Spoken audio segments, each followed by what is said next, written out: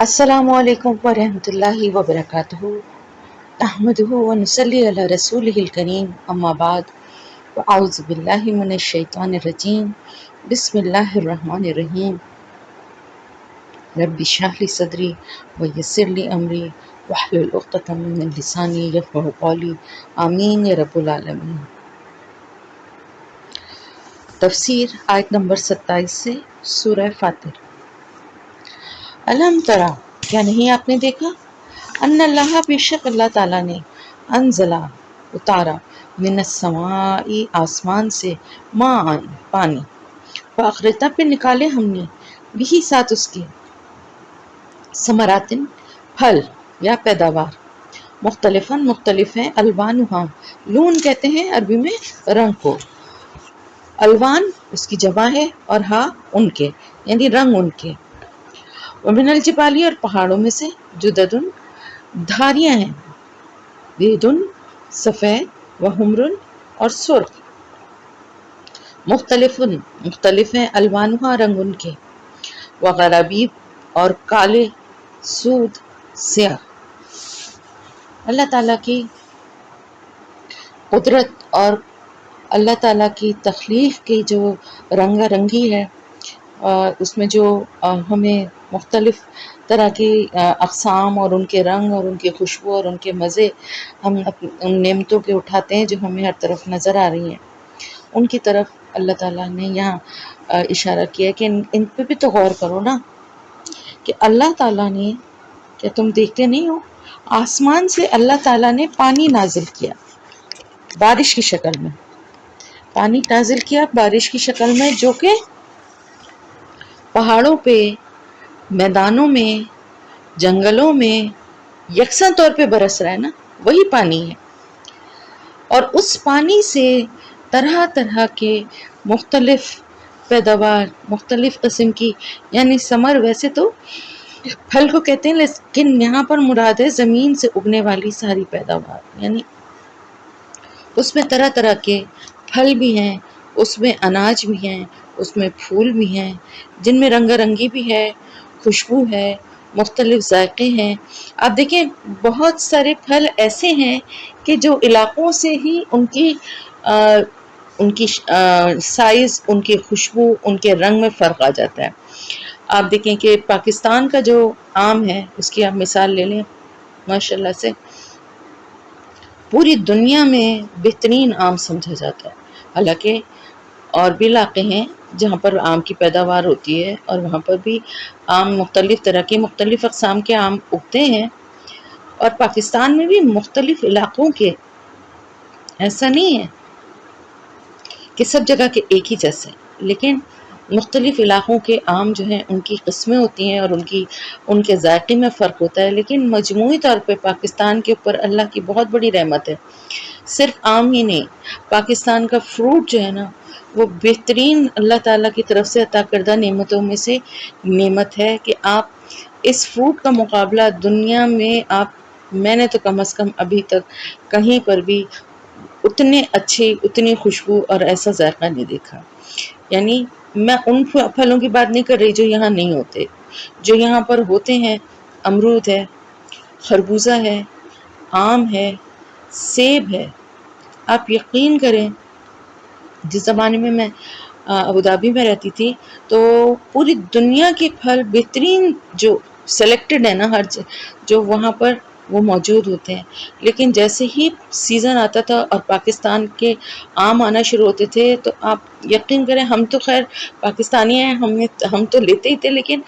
वहाँ पर अरबियों को, जिसको भी मैं देखती थी ना, यानी बातचीत भी होती थी, तो वो लोग कहते थे पाकिस्तान का आम जो है ना, हमारे घर में हमारे बच्चे बहुत शौक से खाते हैं, इसकी खुशबू ही अलग है, और हकीकत है ये। इसी तरह पाकिस्तान के जो इलाके हैं, जैसे खुशाब और ये सरगोधा, इस जगह वहाँ के अमरूद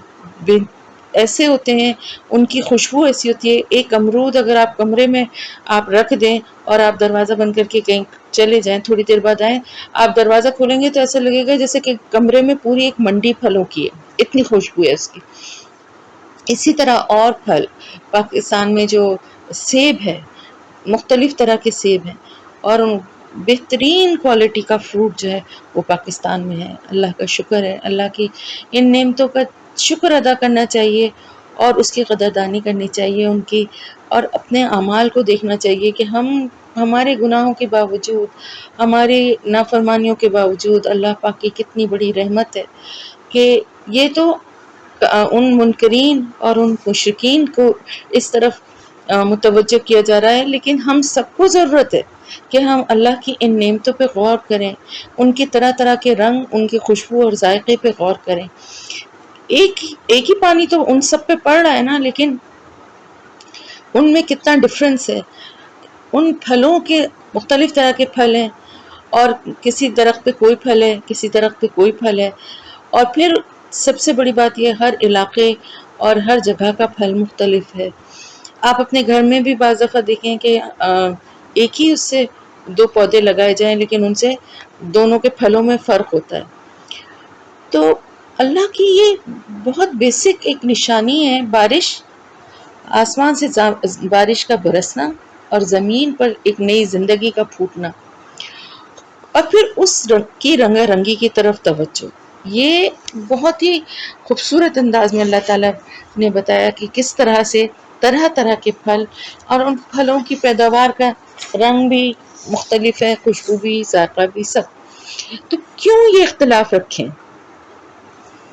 ایسا کیوں ہے؟ ایک ہی جیسا یہ بھی تو ہو سکتا تھا نا کہ اب ہمیں تو یہ سارے پھل ہم بچپن سے اپنی مطلب ہم کیا، ہمارے شروع سے انسان دیکھتا چلا آ رہا ہے کہ طرح طرح کے پھل ہیں، طرح طرح کے درخت ہیں پھلوں کے، ان میں مختلف پھل اگ رہے ہیں، مختلف طرح کی فصلیں بوتے ہیں، چاول کی، گندم، اس کی گیہوں، چاول کی، گندم کی، جوار کی، چنے کی، باجرے کی، مختلف جتنی اجناس ہے جو کھانے پینے کے استعمال ہوتے ہیں، ان کی بھی تو فصلیں ہوتی ہیں نا. اسی طرح فروٹس کی بھی ہوتی ہیں، اسی طرح سبزیوں کی بھی. سبزیوں میں بھی آپ دیکھیں آج کل جیسے سردیاں آ رہی ہیں، ابھی تک خیر یہاں آئی تو نہیں ہے، لیکن سبزیاں آنا شروع ہو گئی، اور جیسے جیسے سردیاں آئیں گی آپ دیکھیں سبزیاں کتنی فریش اور کتنی کلرفل سبزیاں. گاجر کا بھی رنگ بہت ہی خوبصورت سرخ ہوگا، یعنی جو سیزن کی ہوتی ہے گاجر. مٹر بھی کیسے، اور ہر پھل کا رنگ الگ، اس کا مزہ الگ، اس کی خوشبو الگ، اس کا ذائقہ الگ. تو یہ اللہ کی بہت بڑی قدرت ہے. اور اس کے ساتھ ساتھ صرف یہی نہیں ہے کہ ہمیں بارش ہونے کے بعد ہمیں جو ہے زمین میں کی صرف پیداوار ہی نظر آتی ہے مختلف رنگوں کی، بلکہ پہاڑوں میں سے بھی ایسے پہاڑ ہیں جن کے اوپر کچھ دھاریاں ہیں. کچھ پہاڑ آپ دیکھیں کہ ایسے ہوتے ہیں، ان کے اوپر دھاریاں سے مراد یہ ہوتی ہے کہ ان کے جیسے ٹکڑے ہوتے ہیں، مختلف کلر ہوتے ہیں، شیڈز ہوتے ہیں ان پہاڑوں کے. کبھی آپ نے غور کیا ہو، ایسے علاقوں میں گئے ہوں جہاں پہاڑی علاقوں کی طرف، تو آپ پہاڑوں کے اوپر بھی غور کریں، وہ بھی اللہ کی قدرت کا بہت بڑا شاہکار ہے. اور جب سے میں نے پڑھا قرآن کو اور مجھے یہ پتہ چلا، مطلب ہم قرآن کو پڑھتے تو بچپن سے ہی ہیں، لیکن سمجھتے تو نہیں تھے نا. جب سے یہ بات پتہ چلی کہ یہ پہاڑ جو ہیں یہ میخیں ہیں، کیلوں کی طرح ہیں، اور جتنے اوپر ہیں اس سے دگنے نیچے ہیں، تو یقین کریں جب بھی ان پہاڑوں کو دیکھو ایک عجیب سی دل کی کیفیت ہوتی ہے، اور اللہ کی قدرت کا ایسا احساس ہوتا ہے، اور ایک ان کو دیکھ کے ایک ہیبت سی ہوتی ہے کہ اللہ تعالیٰ کی نے کس طرح سے اس کائنات کے نظام کو چلانے کے لیے کیسے کیسے انتظام کیے ہیں، کیسے اس نے ہمارے لیے اس زمین کو رہنے کے قابل بنایا. تو یہ پہاڑ جو ہیں ان میں بھی آپ کو مختلف شیڈز نظر آئیں گے. اور آپ نے شاید دیکھا ہو کبھی ڈاکیومنٹریز میں، یا کبھی آپ نے ایسی پکچرز دیکھی ہوں گی کہ کچھ ایسے پہاڑ ہیں جن کے اوپر باقاعدہ سے مختلف رنگوں کی آپ کو بنی ہوئی دھاریاں یا لائنیں نظر آتی ہیں، مختلف شیڈز ہوتے ہیں، یلو، ڈارک یلو، اورنج، یہ اس طرح کے کلر آپ کو نظر آتے ہیں. لیکن اگر آپ ویسے بھی پہاڑوں پہ غور کریں تو پہاڑوں میں آپ کو مختلف رنگ نظر آئیں گے. کوئی پہاڑ چٹیل ہے، کوئی پہاڑ سرسبز ہے، کوئی پہاڑ بالکل پتھریلا ہونے کے باوجود بھی مکمل طور پہ پتھریلا نہیں ہے، اس میں بھی کہیں پر آپ کو زرخیزی بھی نظر آتی ہے. اور پھر کچھ پہاڑ ایسے بھی ہیں جو کہ بالکل سیاہ ہیں، کالے سیاہ. کبھی دیکھیں ایسے کالے سیاہ پہاڑ؟ میں آپ لوگوں کو کچھ پکچرز پہاڑوں کی بھی سینڈ کروں گی انشاءاللہ. میں بھول جاتی ہوں، آپ لوگوں میں سے کوئی مجھے اگر یاد دلا دیا کرے. میں اکثر تفسیر کے دوران آپ لوگوں سے کہتی ہوں کہ میں پکچر سینڈ کروں گی، لیکن میں بھول جاتی ہوں. تو جب آپ لوگ تفسیر سنتے ہیں، اگر آپ کو یاد آئے تو مجھے پرسنل پہ میسج کیا کریے، تو میں آپ لوگوں کو مختلف چیزوں کی جو میں آپ سے کہتی ہوں اور وہ اس کے بعد میرے ذہن سے نکل جاتے ہیں، تو میں پہاڑوں کی آپ کو مختلف جگہوں کی پکچرز بھیجوں گی. تو ان میں آپ دیکھیے گا کہ بعض پہاڑ بالکل کالے سیاہ ہیں.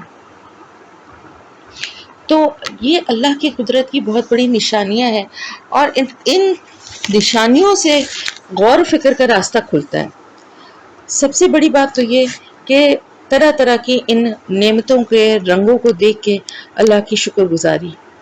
پھر ایک انسان سوچتا ہے کہ اتنے اختلاف رنگوں میں کیوں رکھے ہیں اللہ تعالیٰ نے. یہ اسی لیے رکھے ہیں کہ انسان کی توجہ اس کی طرف ہو اور وہ غور و فکر کرے، اللہ کی عظمت کو پہچانو. مگر ہم کیا کرتے ہیں، ہم ان سے ایسے ہی سرسری سا ان نعمتوں کو دیکھ کر گزر جاتے ہیں. اللہ کی اس تخلیق کردہ کائنات میں ایک جیسا رنگ اور ایک یکسانی کہیں بھی آپ کو نہیں ملے گی. ہر طرف آپ کو ایک یعنی اختلاف یا ایک مختلف قسم کی آپ کو جو ہے نعمتیں اللہ کی ہر طرف اللہ کی قدرت کے مختلف آپ کو کرشمے نظر آئیں گے. زمین وہی ہے، پانی وہی ہے جو آسمان سے برس رہا ہے، لیکن درخت مختلف طرح کے ہیں. اور کوئی بھی درخت یعنی کسی بھی قسم کا جو درخت ہے وہ اس کے پھلوں کے ذائقوں میں بھی فرق ہے، رنگ میں جسامت میں بھی فرق ہے. اسی طرح پہاڑ کو بھی دیکھیں تو اس میں کئی کئی رنگ نظر آتے ہیں، اور وہ بھی مختلف طرح کے. جیسے کہ میں نے آپ کو بتایا کہ کوئی پتھریلے ہوتے ہیں، کوئی ٹیلے ہوتے ہیں مٹی کے، کوئی زرخیز پہاڑ ہوتے ہیں، اور کوئی بالکل سیاہ ہوتے ہیں. اور یہ اختلاف جو ہے نا رنگوں کا، یہی بتا رہا ہے، سب سے بڑی نشاندہی ہے کہ اس کائنات کو کوئی زبردست حکمت والا ہے جو کہ اس کائنات کو بنانے والا ہے. اور وہ اتنا بڑا ایک مصور یا ایک تخلیق کار ہے کہ اس نے ایسے ہی ایک ایسا بھی تو ہو سکتا تھا نا کہ کوئی ایک پھل کا درخت اور کوئی ایک اناج کا درخت انسان کے لیے بنا دیا جاتا کہ بھائی تم یہی اگاؤ اور یہی کھاؤ. ایک ہی جیسے پہاڑ ہوتے، ایک ہی رنگ کے، ایک ہی جیسی زمین پہ بس صرف پودا ایک ہی طرح کے پودے ہوتے، کوئی اس میں مختلف ہونا ہوتا. تو انسان ایک تو یکسانیت سے دیکھنے والے کی آنکھ بھی اکتا جاتی، اور ایک عجیب بیزاری سی ہونے لگتی کہ جس طرف بھی آنکھ اٹھائے اس کو ایک ہی. فرض کریں ہم اپنے چاروں طرف جہاں بھی دیکھیں ہمیں صرف ایک کوئی بھی درخت، کھجور کا درخت نظر آ رہا ہے، یہ صرف آم کا درخت نظر آ رہا ہے. ابھی تو ہم کھجوروں کے باغ یا کھجوروں کے جھنڈ دیکھتے ہیں تو ہمیں بڑی خوبصورت لگتے ہیں اور ہمیں بڑی خوشی ہوتی ہے اس کو دیکھ کے، اس لیے کہ اس میں تنوع ہے، اس میں مختلف، اس میں اختلاف ہے. اگر ہمیں ہر طرف اپنے صرف وہی نظر آئے، یا صرف ایک جو ہے ہمیں آم کا ہی درخت نظر آئے، تو ہمیں اس سے وحشت ہونے لگے کہ ہم اس پھل سے چڑ ہو جائے گی، کہ ہم کہیں گے کہ ہمارا دل تو چاہتا ہے کہ کچھ اور بھی. انسان کی مزاج میں ہے نا. اب آپ دیکھیں 2 دن 3 دن اگر آپ ایک جیسی چیزیں یعنی گوشت مرغی یہ وہ کھائیں تو آپ کا خود ہی دل چاہنے لگتا ہے کہ اب کوئی سبزی یا کوئی دال کھانی چاہیے. ایسا ہی ہوتا ہے نا. تو کائنات کی یہ رنگا رنگی بھی اسی لیے ہے کہ انسان ایک تو اس کو دیکھ کے خوش ہو اور ان سے فائدہ اٹھائے، اور پھر اللہ کی اس قدرت پہ کہ کتنا بڑا وہ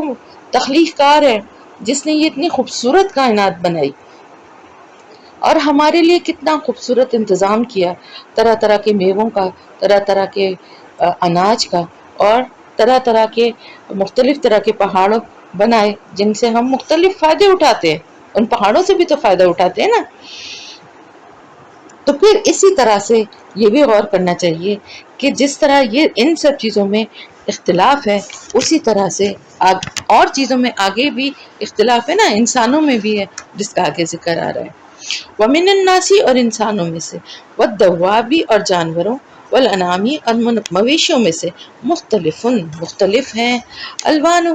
رنگ ان کے، کذالک اسی طرح، انما بے شک یخشی اللہ ڈرتے ہیں اللہ سے، من عبادہ اس کے بندوں میں سے، العلماء علماء ہی، ان اللہ بے شک اللہ تعالی عزیز غفور زبردست ہے، بخشنے والا ہے. اب پھر آگے مزید بتایا جا رہا ہے کہ جیسے یہ تو مختلف رنگ اناج اور پھلوں کے اور پہاڑوں کے نظر آتے ہیں، اسی طرح انسانوں کے بھی رنگ مختلف ہیں.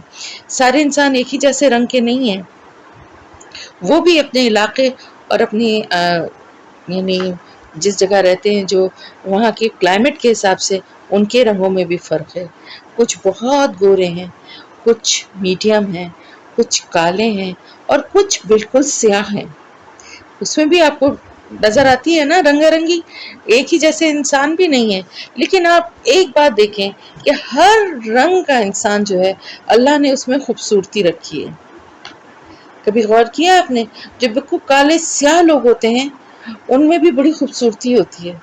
اگر غور کریں آپ، ضروری نہیں ہوتا کہ صرف گورا رنگ ہونا ہی ایک خوبصورتی کی ضمانت ہو. بعض دفعہ بہت گورا رنگ بھی بڑا پھیکا اور اچھا نہیں لگتا، ہر ایک پر اس کے حساب سے وہ خوبصورتی نہیں لگتی. اور بعض دفعہ کسی کا رنگ بہت کالا ہوتا ہے لیکن اس کے اللہ تعالیٰ نے اتنی خوبصورت اس کو بنایا ہوتا ہے، اس کالے رنگ میں بھی وہ خوبصورت لگتا ہے. اور پھر میڈیم کلر کے لوگ ہیں، جیسے ہمارے کلچر، ہمارے یہ سب کانٹیننٹ کے ہیں، ان میں کچھ زیادہ ان کے رنگ جو ہیں وہ گہرے ہیں اور کچھ کے کم ہیں، لیکن نہ وہ گوروں میں شمار ہوتے ہیں اور نہ وہ کالوں میں ہوتے ہیں، وہ ایک میڈیم رینج میں آتے ہیں. تو انسان بھی اسی طرح بنا ہے. اور جانوروں میں سے، یعنی جانور جو ہیں ان میں تو سبھی آ جاتے ہیں نا، پرندے چرندے درندے سبھی آ جاتے ہیں، لیکن الانعام جو ہے وہ مویشی ہیں. معلوم ہے نا آپ کو؟ یعنی اونٹ، گائے، بکری،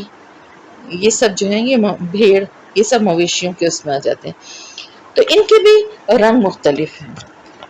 اور آپ دیکھیں ان کی قسموں کے حساب سے، آپ ان جانوروں کو دیکھیں تو ان کے رنگ بھی مختلف ہیں، ان کے سائز بھی مختلف ہیں.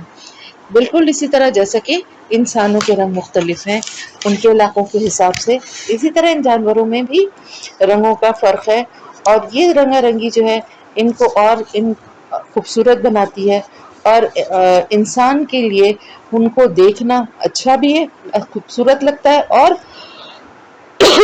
غور و فکر کا راستہ بھی کھولتا ہے. اس سے ہمیں یہ بھی پتہ چلتا ہے کہ زمین پر انسان خود بخود نہیں پیدا ہو گیا، خود بخود تک وجود میں نہیں آ گیا، بلکہ ایک ذات ایسی ہے جس نے انسان کی تخلیق فرمائی ہے، اور پھر اس کو ایک ذمہ دار مخلوق بنا کے اس کو اختیارات اس کے حوالے کرنے تھے، اس کو سونپنے تھے. تو پھر اس کی ساخت میں اللہ تعالیٰ نے مختلف طرح کے اختلافات کی گنجائش رکھی، اور یہ اللہ کا ایک عظیم الشان حکیمانہ منصوبہ ہے اگر اس پہ ہم غور کریں تو. اور اس کے پیچھے ظاہر ہے اس طرح سے انسانوں کی رنگا رنگی اور جانوروں کی اور یہ ساری چیزیں دیکھیں نا، خود بخود بننے والی چیز تو نہیں ہے نا. یہ پورا نظام، یہ ایک ہی بارش کا برسنا اور اس سے مختلف طرح کے رنگوں کی چیزوں کا پیدا ہونا، پھر مختلف علاقوں میں لوگوں کا مختلف رنگوں، ان کی کلائمیٹ کے حساب سے. آپ کو یہ بات تو میں بتانا چاہ رہی تھی لیکن بس بات لمبی ہو جاتی ہے، لیکن بہرحال مختصراً بتا دوں کہ ایسا کیوں ہے کہ کسی جگہ کے لوگوں کا رنگ بہت سفید اور کسی جگہ کے لوگوں کا رنگ بہت کالا. یہ بھی ایک کلائمیٹ کے حساب سے جو ہے نا، جس کلائمیٹ کے حساب سے جس ریجن میں، جس علاقے میں لوگ رہتے ہیں نا، تو ان کی اسکن کے اوپر، اگر جہاں جیسے یورپین کنٹریز ہیں وہ ٹھنڈے علاقے ہیں،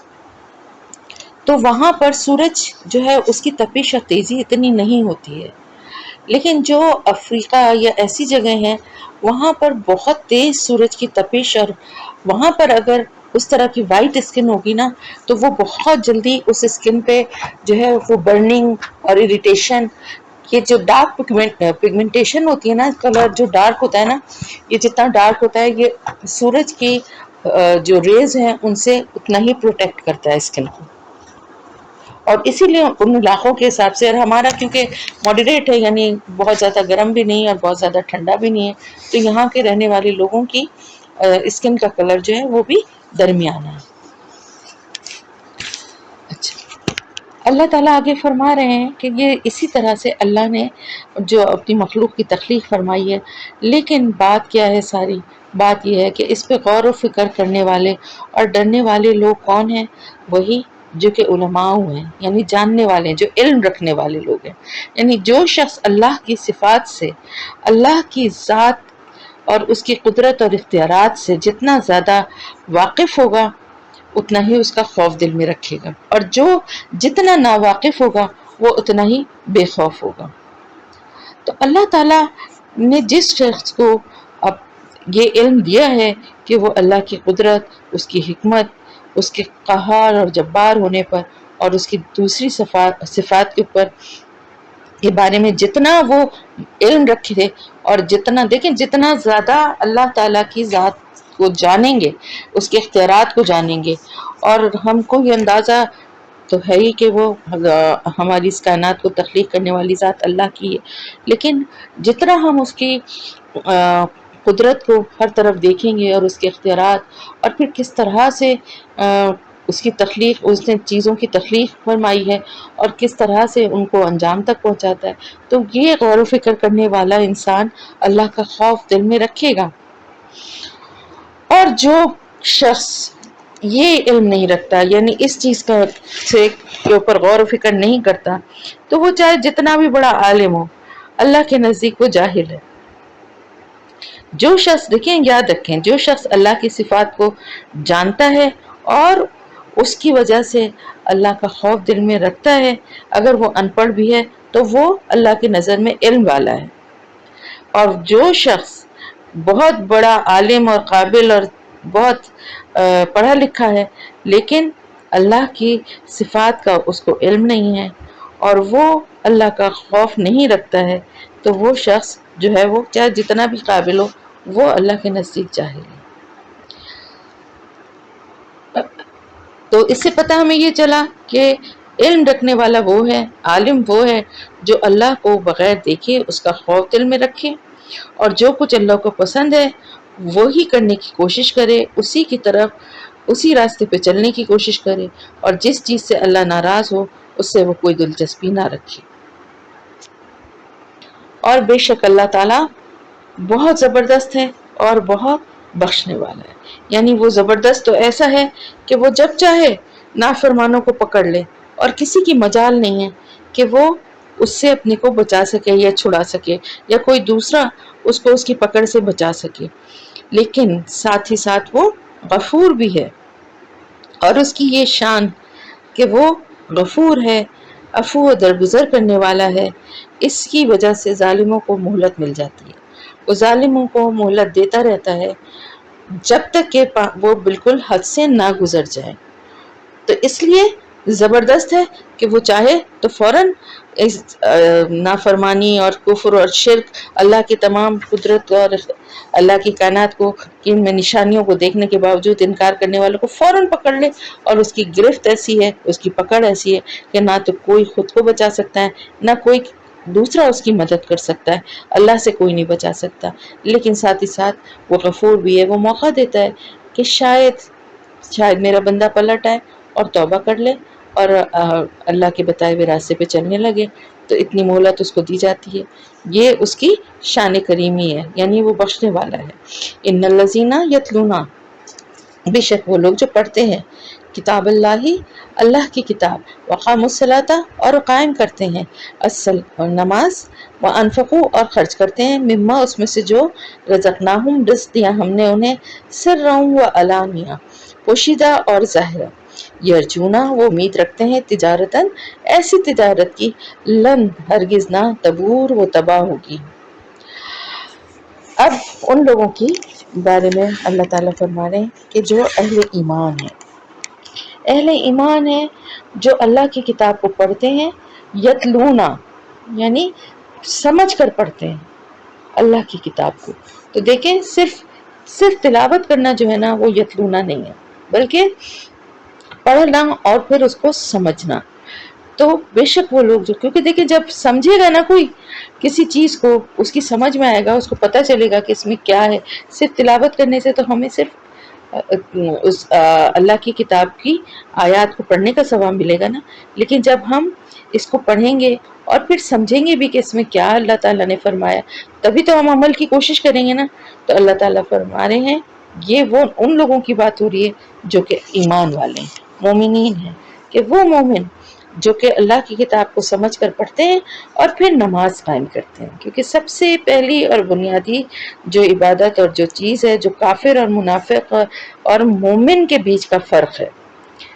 تو وہ کیا ہے, وہ نماز ہے. تو وہ نماز قائم کرتے ہیں, اور پھر دوسری بڑی خوبی یہ کہ وہ خرچ کرتے ہیں اس میں سے جو رزق ہم نے انہیں دیا. تو وہ رزق یعنی وہ جو کچھ بھی ہے, چاہے میں نے آپ کو بتایا جیسے کہ عربی زبان میں رزق کا مفہوم بڑا وسیع ہے, تو صرف کھانا پینا نہیں ہے بلکہ مال و دولت اور ساتھ ہی ساتھ علم اور ساتھ ہی ساتھ اولاد, یہ سب چیزیں رزق میں آ جاتی ہیں. ہر نعمت جو اللہ کی طرف سے عطا کرتا ہے اس میں سے خرچ کرتے ہیں. کس طرح سے خرچ کرتے ہیں کہ اگر مال ہے تو لوگوں کی مشکلات میں لوگوں کی ضروریات کو پورا کرتے ہیں. اگر علم ہے تو لوگوں کو کی رہنمائی کرتے ہیں, ان کو اللہ کے راستے کی طرف بلاتے ہیں. اگر اولاد ہے تو اس کی نیک اولاد, اس کی تربیت ایسی کرتے ہیں کہ وہ نیک بنے اور اللہ کے کاموں میں اللہ کے دین کے لیے مددگار بنے. تو جو کچھ بھی اللہ نے رزق انہیں دیا ہے اس کو وہ خرچ کرتے ہیں. اور یہاں پر جو اسپیشلی جو ذکر ہو رہا ہے رزقناہم سے, یہاں مراد جو ہے وہ مال ہے, کیونکہ سرم و علانیہ, پوشیدہ اور ظاہرہ. کیونکہ یہاں پر اس مال کا ذکر ہو رہا ہے کہ جس کے اوپر صدقہ اور زکوٰۃ دیا جاتا ہے, اس خرچ کرنے کی بات ہو رہی ہے کہ وہ نماز قائم کرتے ہیں اور اللہ کے مال کو یہاں پر اسپیشلی یہاں رزق سے مراد مال ہے. تو وہ سر و علانیہ, پوشیدہ اور ظاہرہ. پوشیدہ کیوں کرتے ہیں اور ظاہرہ کیوں کرتے ہیں؟ پوشیدہ اس لیے کرتے ہیں کہ وہ خوف رکھتے ہیں کہ اس میں کہیں ریاکاری شامل نہ ہو جائے, دکھاوا نہ ہو, اس لیے چھپا کر لوگوں کی مدد کرتے ہیں, ظاہر نہیں کرتے. اور ظاہرہ کیوں کرتے ہیں؟ اس لیے کرتے ہیں بعض دفعہ ایسا موقع, ایسی کوئی صورتحال ہو جاتی ہے کہ جہاں پر کسی کی مدد کرتے ہوئے بتانا اس لیے ضروری ہوتا ہے کہ دوسروں کو بھی ترغیب ہو اور دوسرے بھی اس کام میں مددگار بنے اور دوسرے بھی اس راستے کی طرف چلیں. اسپیشلی آپ دیکھیں کہ میں اس کی ایک چھوٹی سی مثال دوں گی کہ بہت سارے لوگ ہیں, میں بھی اکثر ایسا کرتی تھی جب میرا بیٹا چھوٹا تھا یا بچے چھوٹے ہوتے ہیں تو اکثر کچھ دینا ہوتا ہے تو اپنے بچوں کے ہاتھ سے دلواتے ہیں, جس سے کہ بچوں کو بھی یہ بات سمجھ میں آتی ہے کہ ہمیں ہمارے مال میں ایک دوسروں کا بھی حصہ اور حق ہے. ٹھیک ہے, اسی طرح دو چیزیں ہوتی ہیں, ایک ہے زکوٰۃ اور ایک ہے صدقہ, ایک ہے فرض اور ایک ہے نفل. تو نفل جو ہے, صدقہ جو ہے, اس کو چھپا کر دینا چاہیے, اس کا کوشش کرنا چاہیے کہ اس کا زیادہ لوگوں کو پتہ نہ چلے. لیکن زکوٰۃ کا جو ہے وہ لوگوں کے سامنے بتا کر بھی دینا چاہیے, تاکہ جو لوگوں کو بھی اس چیز کی طرف, اگر کسی کے کوئی نہیں دے رہا یا کسی کے ذہن سے نکل گیا تو اس کو بھی خیال آئے کہ اس کو زکوٰۃ جو ہے وہ نکالنی ہے اپنے مال سے. ٹھیک ہے, تو یہ جو رزق دیا جا رہا ہے اللہ کے راہ میں, وہ دیا ہوا کس کا ہے؟ اللہ کا. اور جو خرچ کر رہے ہیں وہ کیا کر رہے ہیں؟ یعنی آپ دیکھیں اللہ کے پاس کتنا پیارا, اللہ نے ہم مومنین کے لیے کتنا پیارا انتظام کیا ہے. مال وہ ہمیں دے رہا ہے, اور اس مال کو جب ہم دوسروں کو دے رہے ہیں تو اللہ کہتا ہے کہ یہ تم میرے ساتھ تجارت کر رہے ہو. تجارت کس طرح ہوتی ہے؟ تجارت ہوتی ہے اپنے پیسے سے, ہے نا. اگر آپ کہیں پیسہ لگاتے ہیں, آپ کسی کے کاروبار میں یا کسی ایسے کام میں لگاتے ہیں تو اس پہ آپ کو پروفٹ ہوتا ہے نا, جو کہ جائز ہے, مطلب وہ انٹرسٹ نہیں ہے. آپ نے کسی کے ساتھ مل کے کوئی کاروبار کیا, آپ نے بھی پیسہ لگایا, اس نے بھی پیسہ لگایا, پروفٹ ہوا تو آپ کو اس میں سے کاروبار میں فائدہ ہوا, آپ نے پیسہ لگایا نا. اب یہاں پر وہ پیسہ جو ہے وہ آپ کے پاس کہاں سے آیا؟ اللہ کا عطا کردہ ہے, اللہ نے دیا ہے نا. ورنہ آپ دیکھیں نا, بہت سے قابل اور بہت پڑھے لکھے لوگ ہوتے ہیں اور وہ کوئی ایسی کمائی ان کی نہیں ہوتی, کوئی ایسی اچھی نوکری ان کی نہیں ہوتی, اور بہت سے मैट्रिक पास जाहिल लोग होते हैं, दुकानें खोले बैठे हैं और लाखों करोड़ों कमा रहे होते हैं। तो रिस्क देने वाली जात कौन है? अल्लाह की है। तो वो माल अल्लाह की तरफ से दिया गया है, और जब वो बंदा उस माल को जो कि उसको अल्लाह ने दिया है, उसको अल्लाह के रास्ते में खर्च करता है, तो अल्लाह पाक फरमाते हैं कि तुमने मुझसे तिजारत की है। और अल्लाह ताला फरमाते हैं कि वो उम्मीद रखते हैं ऐसी तिजारत की जो कि कभी भी तबाह नहीं होगी। कैसे तबाह होगी?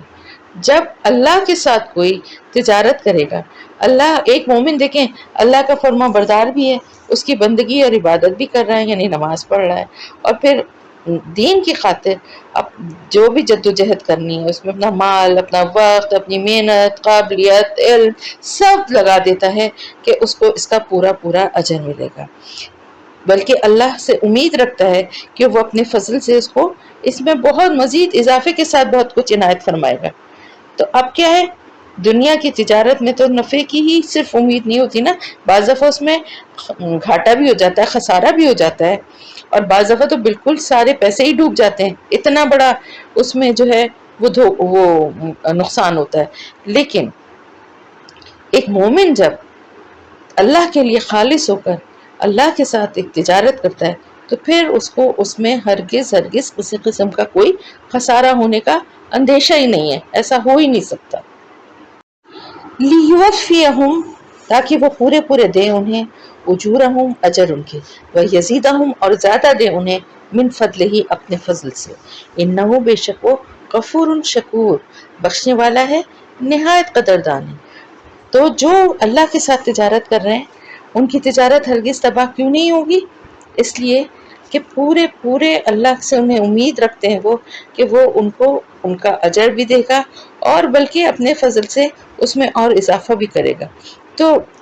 देखें, जो अल्लाह के ऊपर ईमान लाने के बाद बिल्कुल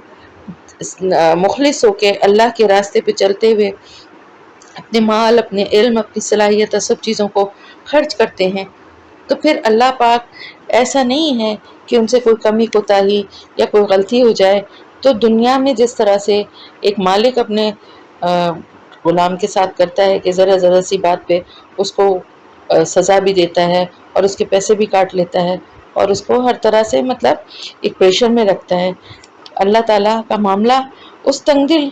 आका की तरह का नहीं है जो बात पर गिरफ्त करता हो और एक ज़रा सी ख़ता पर अपने खादिम की सारी खिदमतों और वफादारियों को न भूल जाए, उन पर पानी फेर दे। वो ऐसा फयाज और ऐसा करीम आका है जो बंदा इसका वफादार होता है और उसके साथ मुखलिस होके जो है उसके रास्ते में अपने दिए अल्लाह की तरफ से दिए गए जो भी अल्लाह की तरफ से दिए गया माल है या जो भी इसकी सलाहियत है उनको खर्च करता है, तो फिर अल्लाह पाक उसकी ख़ताओं पर चश्मपोशी से काम लेता है। यहाँ पे है ना गफूर शकूर, यानी एक तरफ तो वो उनकी उस बंदे की गलतियों और गुनाहों पे उसको माफ़ भी कर देता है। जब इंसान है ना, हो जाती है कमी पेशी, हो जाती है कोताही, अल्लाह उसको माफ़ भी कर देता है और फिर साथ ही साथ उसकी अतात की कदरदानी भी करता है। शकूर है, निहायत कदरदान है। वल्लज़ी, और वो जो औहैना, वही की हमने, इलई का, आपकी तरफ, मिनल किताबी, किताब में से, हुवल हक़्क़ु, वही हक़ है, मुसद्दिक़न, तस्दीक करने वाली, लिमा, वास्ते उसके जो, बैना यदैहि, इससे पहले है, इन्नल्लाह, बेशक अल्लाह ताला, बि इबादिही, अपने बंदों के साथ, लखबीरुन, अलबत्ता बाखबर है, बसीर, देखने वाला है। यानी अल्लाह ताला आप सल्लम से अल्लाह ताला फरमा रहे हैं और हम सब से भी कि अल्लाह ताला ने जो वही की है आप सल्लल्लाहु अलैहि वसल्लम की तरफ किताब में से, वही सच है और तस्दीक वो, यानी ये कुरान जो है ना, ये तो हक और सच है ही, लेकिन साथ ही साथ ये तस्दीक करती है उन तमाम किताबों की जो इससे पहले आई हैं। ये कोई ऐसी नई और अनोखी तालीम या कोई नई और अनोखी बात ये किताब पेश नहीं कर रही है, बल्कि इससे पहले जो अंबिया आए थे उनके ऊपर जो किताब नाजिल हुई और वो जो तालीमात देते थे वही उसी چیز کو آگے یعنی اسی کو بڑھایا جا رہا ہے نا. کوئی بات ایسی نہیں ہے کہ جو اس کے خلاف ہو، بلکہ شروع سے جو حق کی جو دعوت دیتے آئے تمام انبیاء، وہی دعوت اس کتاب میں بھی دی جا رہی ہے. یعنی آپ صلی اللہ علیہ وسلم پر جو کتاب نازل کی گئی ہے، یہ کوئی نئی اور انوکھی بات نہیں پیش کر رہی ہے، یہ تو وہی بات بتا رہی ہے جو اس سے پہلے بھی آسمانی کتب میں آتی رہی ہے. انبیاء اسی کی دعوت دیتے رہے، اسی کی تعلیم دیتے رہے. نہ اللہ بعبادہ لخبیر بصیر، اور بے شک اللہ تعالیٰ اپنے بندوں کے ساتھ باخبر ہے اور دیکھنے والا ہے. یعنی اللہ کی ان صفات کو یہاں اس لیے بیان کیا جا رہا ہے کہ ایسا نہیں ہے کہ بندے جو ہیں وہ یہ سمجھیں کہ اللہ پاک کسی چیز سے آگاہ نہیں ہے اور پچھلا جو کچھ بھی ہو چکا ہے وہ اللہ تعالیٰ کی نظر میں نہیں ہے، بلکہ بندوں کے لیے خیر کس چیز میں ہے اور ان کی ہدایت اور رہنمائی کے لیے کون سے اصول ہونا چاہیے، کون سے طریقے، کون سے ضابطے ٹھیک ہیں اور ان کی مصلحت کے مطابق ہیں. ان باتوں کو، ان امور کو اللہ کے سوا کوئی نہیں جان سکتا، کیونکہ بندوں کی فطرت اور اس کے تقاضوں سے وہی باخبر ہے، اور ساتھ ہی ساتھ ان کی اصلاح کے لیے جو طریقے ہونے چاہیے ان پر بھی وہی نگاہ رکھتا ہے. تو اصل بات یہ ہے کہ بندہ خود اپنے آپ کو اتنا نہیں جانتا جتنا ان کا خالق ان کو جانتا ہے، کیونکہ ظاہر ہے اس نے تخلیق کیا ہے وہی انسان کی کمزوریوں سے، خامیوں سے، اور اس کی جو بھی اس کی ذہن میں جو سوال اٹھتے ہیں ان سب سے اللہ تعالیٰ سے زیادہ کون آگاہ ہو سکتا ہے. تو حق وہی ہے اور وہی ہو سکتا ہے جو اس نے وحی کے ذریعے سے بتا دیا ہے. ثم پھر، اور اسنا وارث بنایا ہم نے الکتاب کتاب کا، الذین ان لوگوں کو جنہیں استفینا چن لیا ہم نے، من عبادنا اپنے بندوں میں سے، فمنہم تو ان میں سے کوئی ظالم ہے، لنفسہ ہی اپنی جان کے لیے، ومنہم اور ان میں سے کوئی مقتصد میانہ رو ہے، ومنہم اور ان میں سے کوئی سابق سبقت لے جانے والا ہے، بالخیراتی نیکیوں میں، بسم اللہ اللہ کے اذن سے، ذالکہ یہی ہے، وہ الفضل الکبیر وہ فضل بہت بڑا. اب اللہ تعالیٰ فرما رہے ہیں پھر ہم نے وارث بتایا اس کتاب کو، اس کتاب کا وارث اللہ نے کس کو بنایا؟ ان لوگوں کو جنہیں ہم نے اپنے بندوں میں سے چن لیا. کون ہے وہ خوش نصیب بندے جن کا یہاں ذکر ہو رہا ہے؟ آپ صلی اللہ علیہ وسلم تو ہے، اس کتاب آپ کے اوپر نازل ہوئی، لیکن آپ کے بعد اس کا وارث کس کو بنایا؟ اللہ تعالیٰ فرما رہے ہم نے کتاب کا وارث ان لوگوں کو بنایا جنہیں ہم نے اپنے بندوں میں سے چن لیا. اس سے مراد مسلمان ہیں، اور خاص طور سے وہ مسلمان ہیں جیسے صحابہ کرام، اور پھر اس کے بعد وہ تمام لوگ جو اس کتاب کے علم کو دوسروں تک پہنچائیں. ان کو اللہ تعالیٰ نے چن لیا، وہ اللہ کے چنے ہوئے بندے ہیں کیونکہ وہ اللہ کی کتاب کے وارث ہیں، اور آپ صلی اللہ علیہ وسلم کے بعد اس کے پیغام کو دوسروں تک پہنچا رہے ہیں. کیونکہ دیکھیں یہ کتاب تو ساری بنی نوع انسان کے لیے نا، سارے انسانوں کے سامنے پیش کر دی گئی ہے، لیکن جنہوں نے آگے بڑھ کر اسے قبول کر لیا وہی تو مسلمان ہیں، اہل ایمان ہیں. اور پھر جس نے اسے قبول کر لیا اس کو اس شرف کے لیے اللہ کی طرف سے منتخب کر لیا گیا کہ وہ قرآن جیسی کتاب عظیم کا وارث ہو اور محمد صلی اللہ علیہ وسلم جیسے رسول عظیم کی تعلیم اور ہدایت کا امین بنے. کیا ہم مسلمان کہہ سکتے ہیں اپنے آپ کو کہ ہم وہ لوگ ہیں جنہیں اللہ نے اس کتاب کے وارث بنانے کے لیے چن لیا ہے؟ کیا ہمیں وہ کوالٹیز ہیں؟ ہمیں اپنا جائزہ لینا چاہیے. ہم بھی تو مسلمان ہیں، ہمارے پاس بھی تو کتاب ہے، ہم بھی تو اس کو پڑھتے ہیں. تو کیا ہم اس کے پیغام کو دوسروں تک پہنچانے والے بنے؟ کیا ہم نے اس کتاب کو اس طرح سے سمجھا ہے کہ ہم اس پر عمل بھی کر رہے ہیں اور اس کو دوسرے لوگوں تک پہنچائیں اور اس کے وارث ہونے کا حق ادا کریں؟ سب کو اپنا جائزہ لینا چاہیے اور کوشش کرنا چاہیے کہ جس حد تک بھی ممکن ہے ہماری کوششیں جتنی بھی ٹوٹی پھوٹی ہوں، جتنی بھی نامکمل ہوں، لیکن بہرحال اللہ کے پاس ہماری کوششیں ضرور انشاءاللہ تعالیٰ پیش کی جائیں گی. تو کوشش یہ کرنا چاہیے کہ ان بندوں میں اللہ پاک سے دعا بھی کرنا چاہیے، ہمیں بھی شامل فرما لے جنہیں اللہ نے اس کتاب کا وارث بنایا ہے۔ ہم سب مسلمانوں کو بنایا ہے نا، لیکن وارث بننے کے بعد جو ہم پر فرض عائد ہوتا ہے کہ ہم اس کتاب کے پیغام کو دوسرے لوگوں تک پہنچائیں۔ فَمِنْهُمْ ظَالِمٌ، تو پھر ان میں سے کچھ تو ظالم ہیں، لنفسی، اپنی جان کے لیے، وَمِنْهُمْ، اور ان میں سے کوئی میانہ رو ہے، مقتصدن، میانہ رو ہے، اور کچھ ہیں سبقت لے جانے والے نیکیوں میں اللہ کے اذن کے ساتھ۔ یہی ہے وہ فضل الکبیر، یعنی بہت بڑا فضل یہی ہے۔ یعنی دیکھیں یہ مسلمان جو ہے نا، وہ بھی سب ایک طرح کے نہیں ہیں، بلکہ ان کو بھی تین طبقوں میں ان کو ڈیوائیڈ کیا گیا ہے۔ سب سے پہلے تو وہ ہیں اپنے نفس پر ظلم کرنے والے۔ ظلم کرنے والے جو ہوتے ہیں نا، تو ان میں سے کوئی ظالم ہے یا ظلم کرنے والا ہے، تو ظالم جو ہے نا وہ کون ہوتا ہے؟ قرآن میں اب تک پڑھتے ہوئے آپ کو سمجھ میں آ گئی ہے نا یہ بات کہ ظالم وہ ہوتا ہے جو اپنے اوپر ظلم کرتا ہے۔ قرآن میں ظالم اس کو کہا گیا ہے جو اپنے اوپر ظلم کرتا ہے۔ اور پھر وہ کس طرح کا ظلم کرتا ہے اپنے اوپر؟ وہ اس طرح سے ظلم کرتا ہے کہ وہ کتاب کا حق ادا نہیں کرتے، نہ تو وہ اس کو پڑھتے ہیں، نہ اس کو سمجھتے ہیں، نہ اس پر عمل کرتے ہیں۔ حدیں توڑنے والے، فرائض چھوڑنے والے۔ ویسے کہنے کو اس کو سچے دل سے اللہ کی کتاب اور محمد صلی اللہ علیہ وسلم کو اللہ کا رسول تو مانتے ہیں، لیکن ان کا عمل اس کی نفی کرتا ہے۔ کتاب اللہ اور سنت رسول صلی اللہ علیہ وسلم کی پیروی کا حق ادا نہیں کرتے۔ مومن ہیں مگر گناہ گار ہیں، مجرم ہیں مگر باغی نہیں ہیں۔ یعنی مجرم تو ہیں لیکن ڈٹائی کے ساتھ اپنے جرم پر اڑے ہوئے نہیں ہیں، جھٹلاتے نہیں ہیں، ضعیف الایمان ہیں، لیکن منافق نہیں ہیں۔ اس لیے ان کو وارثین کتاب میں جو وہ بنائی گئی ہے اللہ کی طرف سے، تین جو طبقوں میں ڈیوائیڈ کیا گیا ہے، تو ان کو بھی اس میں شامل کر لیا گیا ہے۔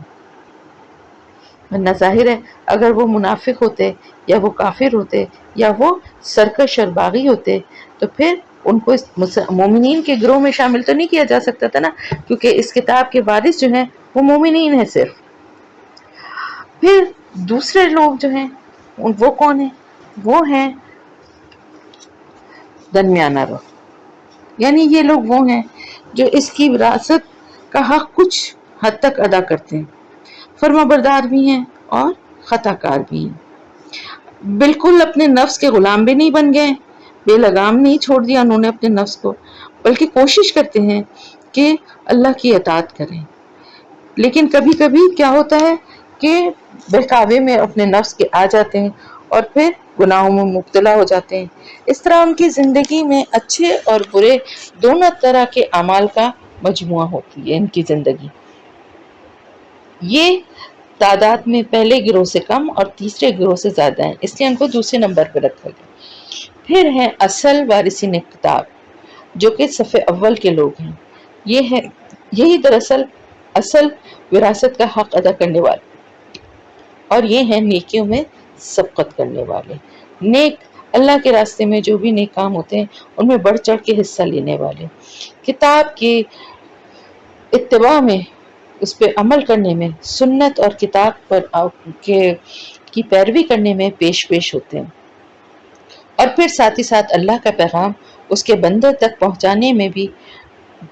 پوری کوشش اپنی کرتے رہتے ہیں۔ اب یہ وہ اللہ کے نیک بندے ہیں جن کو مشکلات بھی پیش آتی ہیں اور لوگوں کی مخالفتیں بھی جھیلنی پڑتی ہیں، لیکن یہ اللہ کی راہ میں قربانیاں دینے سے بالکل بھی گھبراتے نہیں ہیں اور پھر بھی بھلائی کے ہر کام میں آگے آگے رہتے ہیں۔ یہ جان بوجھ کر یعنی دانستہ طور پر گناہ کرنے والے نہیں ہیں، اور اگر نادانستہ طور پر کوئی گناہ ان سے ہو جائے تو جیسے ہی ان کو اس کا اندازہ ہوتا ہے وہ فوراً شرمندہ ہو جاتے ہیں اور اپنے گناہ کی اللہ سے معافی مانگتے ہیں، ندامت اس پہ ہوتی ہے ان کو، اور اللہ سے توبہ کرتے ہیں اور آئندہ نہ کرنے کا ارادہ رکھتے ہیں۔ ان کی تعداد دونوں گروہوں سے کم ہے، حالانکہ اصل اگر آپ دیکھیں تو اس کتاب کے وراثت کا حق ادا کرنے کے معاملے میں ان کو اولیت حاصل ہے، کیونکہ یہ واقعی خالص مومن ہے، یعنی خود بھی اللہ اور اس کے رسول کی پیروی کرتے ہیں، اور اس راستے پہ چلتے ہوئے نیکیوں کے کام کرنے کے لیے، اللہ کے راستے پہ چلنے کے لیے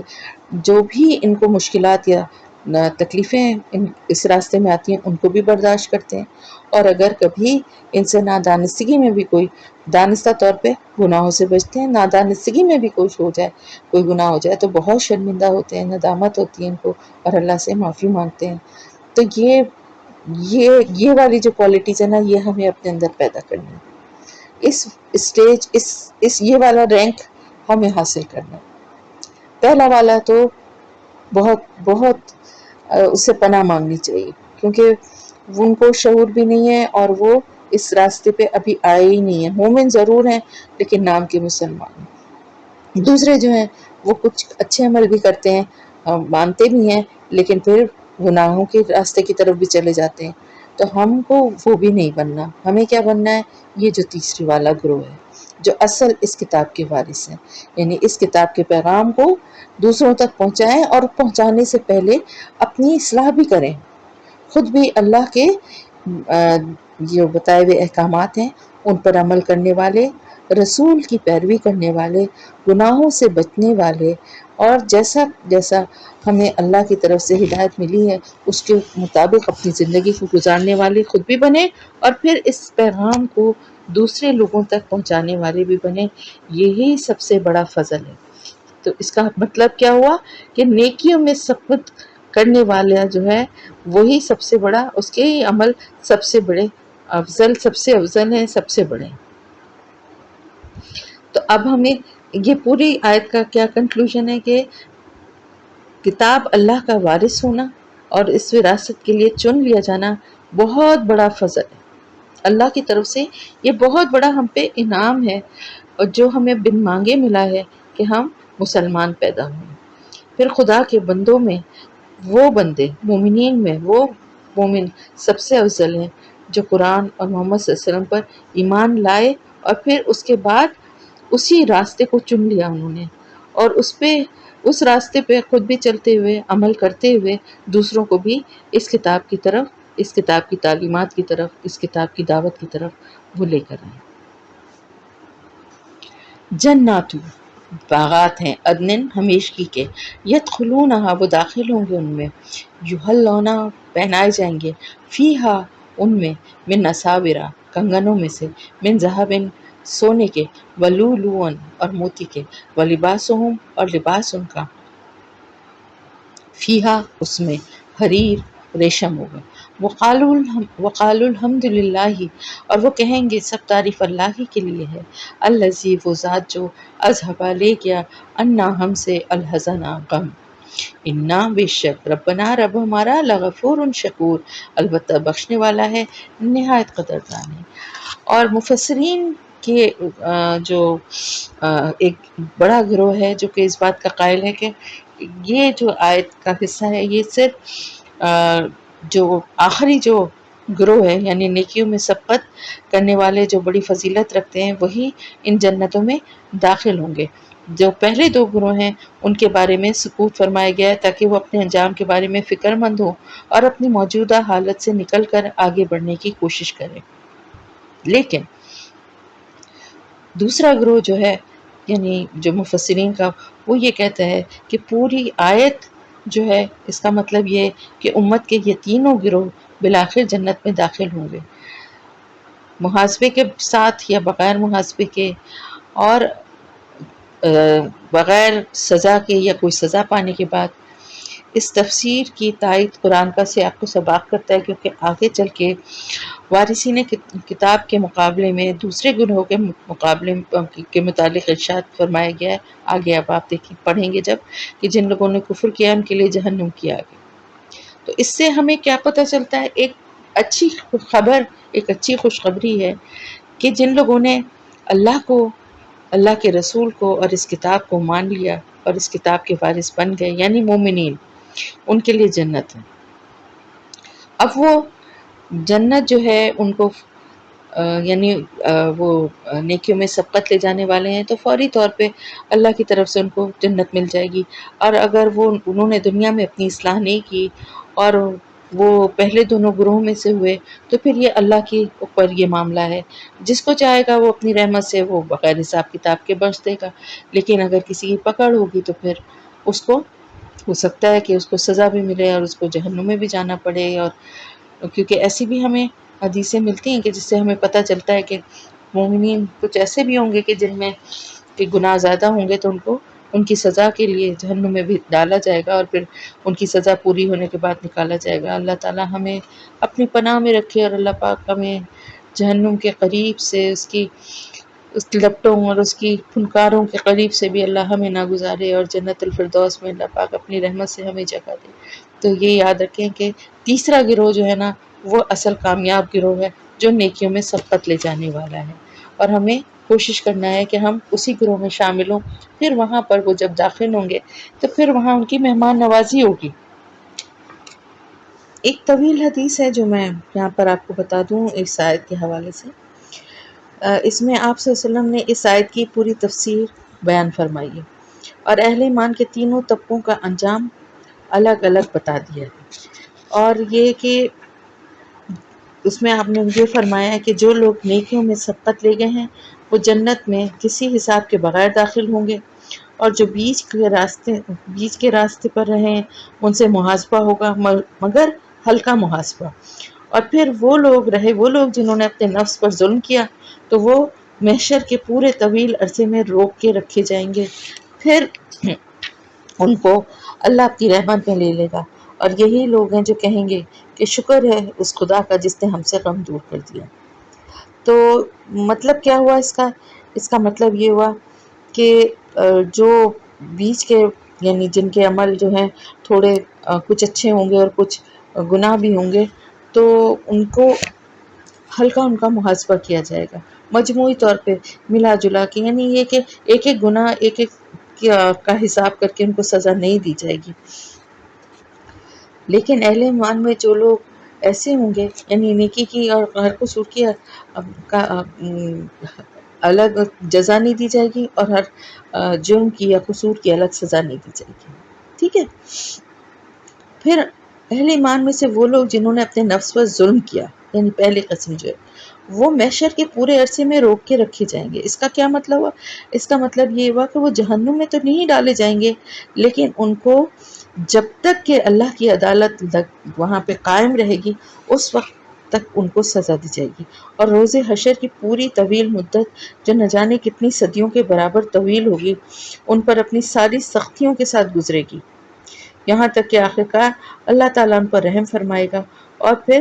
جب عدالت اللہ کی برخاست ہوگی اس وقت حکم دے گا کہ اچھا انہیں بھی جنت میں داخل کر دو۔ یہ بہت سے صحابہ سے یہ جو مضمون ہے وہ روایت کیا گیا ہے۔ حضرت عمر، حضرت عثمان، حضرت عبداللہ بن مسعود، حضرت عبداللہ بن عباس، حضرت عائشہ علیہم السلام، اور بھی رضی اللہ تعالیٰ عنہ، اور بہت سارے اور بھی دوسرے۔ تو اس سے یہ نہیں سمجھ لینا چاہیے کہ مسلمانوں میں سے جن لوگوں نے اپنے نفس پر ظلم کیا، ان کے لیے صرف جب تک اللہ کی عدالت قائم ہے اس وقت تک ان کے لیے وہاں موجود رہنا ہی سزا ہے، اور ان میں سے کوئی جہنم میں نہیں جائے گا، کیونکہ قرآن اور حدیث میں بہت سے ایسے جرائم کا ذکر ہے جس کے مرتکب کو ایمان بھی اس کا جہنم میں جانے سے نہیں بچا سکتا۔ مثلا جو مومن کسی مومن کو جان بوجھ کر قتل کر دے، اس کے لیے جہنم کی سزا کا اللہ تعالیٰ نے خود اعلان فرمایا۔ اسی طرح قانون وراثت کی حدود کو توڑنے والے کے لیے بھی قرآن مجید میں جہنم کی وعید فرمائی گئی ہے۔ سود کی حرمت کا حکم آ جانے کے بعد سود خوری کرنے والوں کے لیے بھی صاف صاف اعلان فرمایا گیا ہے کہ وہ اصحاب النار ہیں۔ اس کے علاوہ اور بھی بہت سے کبیرہ گناہ ہیں جن کے ارتکاب کرنے والوں کے لیے احادیث میں بتایا گیا ہے کہ وہ جہنم میں جائیں گے۔ تو مومنین بالآخر جو نیکیوں میں سبقت لے جانے والے ہیں فوری طور پہ، اور باقی جو جن کے بلے جلے یعنی گناہ اور ثواب ہیں وہ، اور پھر ایک آہستہ آہستہ کر کے سب جنت کے باغات میں چلے جائیں گے جو کہ ہمیشگی کے ہیں. یعنی جنت میں جو ایک دفعہ داخل ہو جائے گا پھر وہ کبھی وہاں سے نکالا نہیں جائے گا اور وہ ہمیشہ وہاں قیام کرے گا. اور وہ جنت کبھی ختم ہونے والی، وہاں کی زندگی ختم ہونے والی بھی نہیں ہے. وہ جب وہاں داخل ہوں گے تو ان کی مہمان نوازی ہوگی اور وہاں ان کو کنگن پہنائے جائیں گے سونے کے اور موتیوں سے جڑے ہوئے. اب دیکھیں دنیا میں مردوں کے لیے سونا اور ریشم حرام ہے. اور آپ کو مجھے اس کا اندازہ نہیں تھا، لیکن جب میں نے پڑھا، تفسیر پڑھی، اور میں نے غور بھی کیا کہ آپ دیکھیں پہلے زمانے میں بادشاہوں کی اور آج بھی لوگوں کو بڑی خواہش ہے، مردوں کو بھی بڑی خواہش ہوتی ہے سونے پہننے کی. تو بادشاہ جو تھے وہ اپنی امارت اور اپنی بڑائی کا اظہار سونے کے زیورات سے، تاج سے، ان چیزوں سے کرتے تھے. اور آج بھی آپ دیکھیں کہ اپنی عمارت کا اظہار کرنے کے لیے لوگ گولڈ کی چین یا گولڈ کی انگوٹھی یا گولڈ کی گھڑیاں پہنتے ہیں. تو اس کا مطلب یہ ہے کہ صرف عورتوں کو ہی نہیں، مردوں کو بھی سونا پہننے کی خواہش ہوتی ہے. لیکن مسلمان جو ہوتا ہے وہ اس دنیا میں اپنی اس خواہش کے باوجود سونے کو نہیں پہنتا کیونکہ اس کے پر حرام ہے. اسی طرح ریشم کا کپڑا جو کہ بہت ملائم اور بہت ہلکا اور بڑا آرام دہ ہوتا ہے وہ بھی مردوں کے لیے حرام ہے. کیوں؟ مردوں کو اللہ نے سخت کاموں کے لیے، محنت اور مشقت کے لیے، آرام طلبی کے لیے نہیں بنایا. اور یہ اللہ تعالیٰ نے یہ چیزیں حرام کی ہیں دنیا میں، لیکن جب قیامت کے دن جنت میں وہ جائیں گے انشاءاللہ تعالیٰ تو وہاں ان کو مہمان نوازی کے طور پہ سونے کے وہ کنگن موتیوں سے جڑے ہوئے اور ریشم کے لباس سبز رنگ کے، اور اس میں بڑی آگے اور آپ پڑھیں گے تو تفصیل بھی ہے کہ ہلکا ریشم اور موٹا ریشم، یعنی وہ ڈبل اس طرح کا ہوگا جیسے بادشاہوں کے ہوتے ہیں نا کہ نیچے ایک وہ ہے اور اوپر گاؤن سا ہے، تو وہ ان کو پہنائے جائیں گے.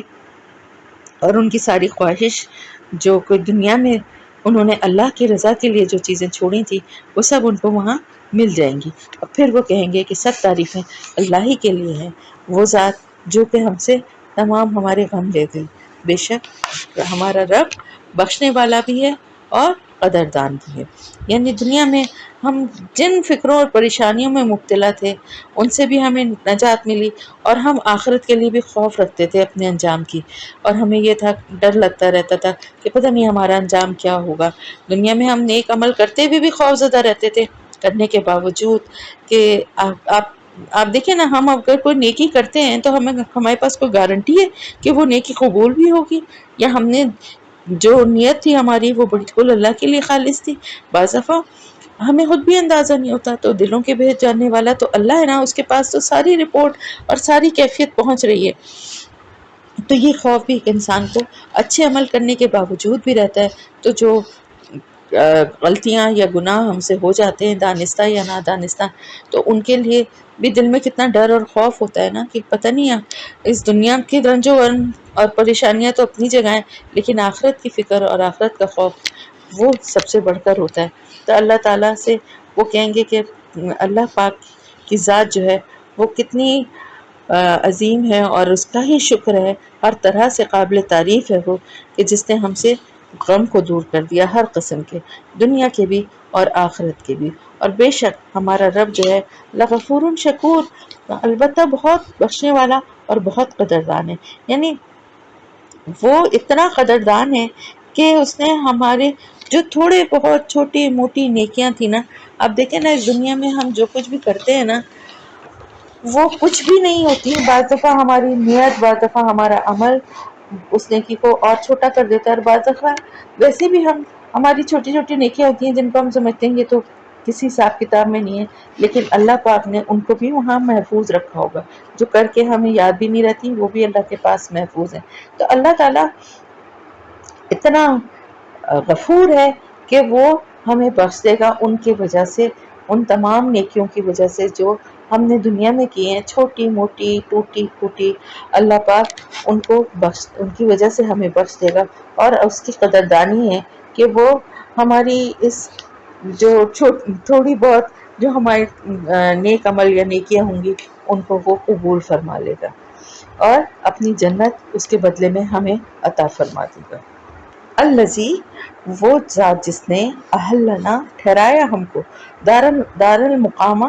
گھر میں دائمی قیام کی من فضلی اپنے فضل سے لا یمسنا نہیں چھوئے گی فیہا اس میں نصبن کوئی مشقت ولا اور نہیں یمسنا چھوئے گی ہم کو فیہا اس میں لغوب کوئی تھکاوٹ یعنی لغوب کہتے ہیں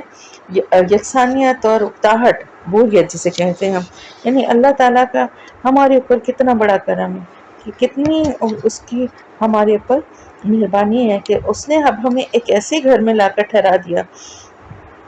جہاں پہ ہمارا سفر ختم ہو گیا. اس دنیا میں انسان آتا ہے نا ایک سفر ہے یہ زندگی ایک سفر ہے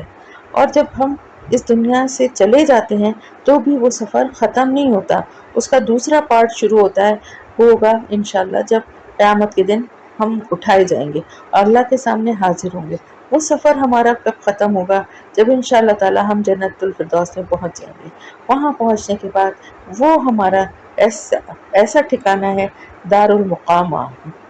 قیام کرنے کی جگہ ہے اور وہاں پر جو ہے جب ہم ان سب مرحلوں سے گزر گئے ہیں تو اب ہم ایسی جگہ پہنچ گئے ہیں جہاں پر اب ہمارا قیام ہے اور یہاں سے اب ہمیں کہیں بھی آگے نہیں جانا ہے. یہ سب اس کے فضل کی وجہ سے یعنی ہمارے اوپر اس کا کتنا بڑا فضل ہے کہ اس نے ہمیں ایسی دائمی قیام کی جگہ پہنچا دیا ہے اور اس جگہ پہ نہ تو ہمیں کسی قسم کی کوئی مشقت کرنی پڑے گی اور نہ ہی وہاں پر ہمیں کوئی تھکاوٹ یا بوریت ہوگی. یعنی اب ہم ایسی دنیا میں وہاں پہنچ جائیں گے انشاءاللہ تعالی کہ وہاں پر ہماری تمام محنتوں تکلیفوں مشقتوں کا خاتمہ ہو جائے گا کیونکہ اس دنیا میں رہتے ہوئے ہم اس دنیا کی زندگی کے لیے بھی مستقل کوششیں اور محنت کرتے رہتے ہیں. گھر کے کام ہے نوکری ہے بچوں کی پرورش ہے مستقل ہم کام اور اس میں فکروں میں لگے رہتے ہیں اور ساتھ ہی ساتھ آخرت کی فکر جو ہے اس کے لیے کوششیں بھی ہماری جو ہیں وہ ہم جاری رہتی ہیں. لیکن اب جب وہاں پہنچ جائیں گے جنت میں تو اب وہاں پر کوئی ایسا کام نہیں کرنا پڑے گا جس کو کرنے میں ہمیں کوئی تھکاوٹ ہو کوئی مشقت ہو اور جس کو کرتے ہوئے ہم تھک جائیں کیونکہ وہاں کی زندگی تو بالکل ڈفرینٹ ہوگی. وہاں پر جو ہے ایک دوسرا ہی ماحول ہوگا نہ وہاں پہ اس طرح کی محنت مشقت اور کام ہوں گے اور نہ ہی وہاں پر کوئی یکسانیت ہوگی. اور یکسانیت سے مراد یہ ہے کہ دیکھیں کتنی بھی خوبصورت اور اچھی جگہ ہو پھر وہی روزانہ دیکھتے دیکھتے انسان گھبرا جاتا ہے تو وہاں پر یکسانیت بھی نہیں ہوگی. ہم اس سے وہاں کی وہ جنت کی زندگی کیسی ہوگی ہم اس کا تصور بھی نہیں کر سکتے لیکن وہاں پر کوئی اکتاہٹ کوئی تھکاوٹ نہیں ہوگی انشاءاللہ. والذین کفروا اور وہ لوگ جنہوں نے کفر کیا لہم ان کے لیے نار جہنم آگ جہنم کی لا یغدا نہ پورا ہوگا یا نہ پورا کیا جائے گا نہ فیصلہ کیا جائے گا علیہم ان کا فیموتو تو وہ مر جائیں ولا اور نہ یخففو ہلکا کیا جائے گا انہم ان سے من عذابہا اس کے عذاب میں سے وذالک اسی طرح نجزی ہم بدلہ دیتے ہیں کل کفور ہر ناشکرے کو. یہاں پر کن کا ذکر ہو رہا ہے والذین کفروا وہ لوگ جنہوں نے انکار کیا یعنی جنہوں نے اس کتاب کو ماننے سے انکار کر دیا جو اللہ تعالیٰ نے آپ صلی اللہ علیہ وسلم پر نازل فرمائی ہے. ان کے لیے اللہ تعالیٰ فرما رہے ہیں کہ ان کے لیے آگ ہے جہنم کی یعنی ان کے لیے کوئی راستہ اس کے علاوہ ہے ہی نہیں کوئی دوسرا ٹھکانہ ہے ہی نہیں کیونکہ کفر کی وجہ سے وہ کتنے بھی نیک کام کر لیں کتنے بھی اچھے کام کر لیں ان کے لیے آگ جو ہے جہنم کی آگ جو ہے وہی ان کا ٹھکانہ ہے. نہ اب وہاں پہ پہنچنے کے بعد کیا ہوگا نہ ان کا فیصلہ پورا کیا جائے گا. پورا فیصلہ کرنا کیا ہے یعنی اب پورا فیصلہ یہی ہوتا ہے نا قضا آ جاتی ہے پورا ہو جاتا ہے فیصلہ ہو جاتا ہے اللہ کی طرف سے یعنی موت آ جاتی ہے لیکن وہاں ان کو موت نہیں آئے گی کہ وہ مر جائیں کہ اس عذاب سے چھٹکارا پالیں. دنیا میں دیکھیں نا جب بہت کوئی پریشانی ہے تکلیف ہوتا ہے تو کہتا ہے اس سے تو اچھا مر ہی جاؤں. کیا بہت سے لوگ تو ایسے غلط کام بھی کر لیتے ہیں یہ سوچ کے کہ ان مشکلات سے پیچھا چھٹ جائے گا مر کے لیکن در حقیقت جو اس طرح کے غلط کام کرتا ہے وہ اس کی تو یہ تو خیر اس دنیا میں جو تکلیفیں اس سے بھی کہیں زیادہ کا عذاب اس کے لیے. لیکن یہاں پر جو بات ہو رہی ہے میں وہ بتاؤں کہ وہ اللہ تعالیٰ فرما رہے ہیں کہ جب ان کو آگ کے عذاب میں ڈالا جائے گا، جہنم میں ڈالا جائے گا، تو وہ موت کو مانگیں گے. وہ چاہیں گے کہ ہمیں موت آ جائے اور ہم یہاں سے موت کے بعد ظاہر ہے یہ اس زندگی سے ہمارا چھٹکارا ہو جائے گا. لیکن کیا ہوگا؟ موت تو آ ہی نہیں سکتی، کیونکہ موت جو ہے اس کو بھی موت آ جائے گی. جب جہنم اور جنت میں لوگوں کو ڈال دیا جائے گا، فیصلے ہو جائیں گے جو جن کو جہاں جس ٹھکانے پہ پہنچنا تھا اللہ کی طرف سے، تو پھر موت کو بھی ایک چتکبرے مینڈھے کی شکل میں لایا جائے گا اور اس کو ذبح کر دیا جائے گا. اب نہ جنت والوں کو اور نہ جہنم والوں کو کسی کو بھی اس کے بعد موت نہیں آئے گی. ہمیشگی کی جو زندگی ہے نا، جو باغات میں ہمیشہ رہیں گے، وہ ہمیشگی جو ہے وہ اسی لیے کہ موت آئے گی ہی نہیں. تو نہ تو ان کا یہ فیصلہ ان کے لیے ہوگا کہ وہ مر جائیں، اور نہ ہی کسی بھی طرح سے عذاب ان پر سے ہلکا کیا جائے گا. یعنی دونوں طرح سے ان کو کوئی رعایت یا سہولت نہیں دی جائے گی. ان کے اس کفر اور انکار کی وجہ سے جو دنیا میں وہ کرتے رہے، جھٹلاتے رہے، اب اس دنیا میں اس کیے کی سزا بار بار رسول ان کو بتاتے رہے، کہ سمجھاتے رہے. اس کتاب میں اللہ پاک نے کتنی وضاحت، کتنی مثالیں، کتنی اس میں چیزیں بتائی گئی ہیں کہ غور و فکر کی دعوت دی گئی ہے، اور بات بہت سمپل طریقے سے سمجھائی گئی ہے، لیکن پھر بھی انکار کرتے رہیں. تو اللہ تعالیٰ فرما رہے ہیں کہ اب جو فیصلہ ہو جائے گا نا، تو پھر اس کے بعد نہ تو موت آئے گی، نہ ہی ان کے عذاب میں کسی قسم کی کمی آئے گی. اور ہم اسی طرح بدلہ دیتے ہیں ہر ناشکرے کو. یعنی ہم اللہ تعالیٰ جو ہیں کسی کے ساتھ ناانصافی نہیں کر رہے، ان کی اس ناشکری کی وجہ سے ان کو یہ بدلہ دیا جا رہا ہے. وہم اور وہ یسترخون، وہ فریاد کریں گے، فیہا اس میں، ربنا اے ہمارے رب، اخرجنا نکال ہمیں، نعمل ہم عمل کریں، صالحن اچھے، غیر الذی علاوہ اس کے جو کنہ تھے ہم، نعملو ہم عمل کرتے. اولم کیا بھلا نہیں نعمرکم، ہم نے عمر دی تھی تمہیں، من یتذکروا نصیحت پکڑتا، یہ نصیحت پکڑتا، فی اس میں، من تذکرہ جو نصیحت لینا چاہتا ہے یا نصیحت پکڑنا چاہتا. جاءکم اور آ گیا تمہارے پاس، النذیر خبردار کرنے والا، فذوقوا پس چکھو، فما للظالمین تو نہیں ظالموں کے لیے من نصیر کوئی مددگار. یہ آیت جو ہے ویسے تو یہ کافروں کے لیے ہے اور ان کو اس جو ہے ان کی بات کا جواب دیا جا رہا ہے، لیکن در حقیقت یہ آیت بہت خطرناک ہے اور بہت زیادہ غور و فکر کرنے والی ہے ہر ایک کے لیے. کیونکہ اللہ تعالیٰ کیا فرما رہے ہیں کہ وہ جب فریاد کریں گے، روئیں گے، چلائیں گے کہ ہمیں اس میں سے نکال دے، ہمارے رب ہمیں یہاں سے نکال دے، واپس بھیج دیں، یعنی تاکہ ہم اس زندگی میں دوبارہ چلے جائیں اور پھر اب ہم اچھے عمل کریں. یعنی پھر ہم جو عمل وہاں کرتے تھے نا، یعنی انکار کرنا اور اس پہ ڈھٹائی اور سرکشی دکھانا، اللہ کے احکامات کا انکار کرنا، اللہ کے رسول کی بات نہ ماننا اور اس کتاب کا انکار کرنا، تو ہمیں اگر بھیجتے اللہ پاک تو ہم اب اچھے عمل کریں گے. یعنی جیسا کہ بتایا گیا ہے اسی طرح سے ہم کریں گے، ایمان لے آئیں گے. ایک دفعہ ہمیں اگر دوبارہ بھیج دیا جائے، اللہ تعالیٰ ان سے کہے گا کیا ہم نے تمہیں عمر نہیں دی تھی کہ تم اس میں نصیحت حاصل کرتے؟ اتنی عمر دی تھی تمہیں کہ جس میں جو نصیحت حاصل کرنا چاہتا ہے وہ نصیحت حاصل کر لیتا، پھر تمہیں خبردار کرنے والا بھی تمہارے پاس بھیجا تھا. اب اس سے مراد وہ عمر ہے جس میں آدمی اس قابل ہو سکتا ہے کہ وہ نیک اور بد اور حق و باطل میں فرق کرنا چاہے تو کر سکتا ہے، اور گمراہی چھوڑ کر ہدایت کی طرف رجوع کرنا چاہے تو کر سکے. اس عمر کو پہنچنے سے پہلے اگر کوئی شخص مر چکا ہو، یعنی نابالغ ہے، بچہ ہے، تو پھر اس پر کوئی اس آیت کی روح سے کوئی مواخذہ نہ ہوگا. لیکن جو اس عمر کو پہنچ چکا ہو تو وہ عمل کے لیے لازماً جواب دہ قرار پائے گا، اور پھر اس عمر کے شروع ہونے کے بعد جتنی مدت بھی وہ زندہ رہے گا اور اس کو راہ راست پر آنے کے لیے جتنے بھی مواقع ملتے جائیں گے، اتنی ہی اس کی ذمہ داری بڑھتی جائے گی، یہاں تک کہ جو شخص بڑھاپے تک پہنچ کر بھی صحیح نہ ہوا، ایمان نہ لایا، اس کے لیے کسی عذر کی گنجائش باقی نہ رہے گی. یہی بات جو ہے نا وہ ایک حدیث میں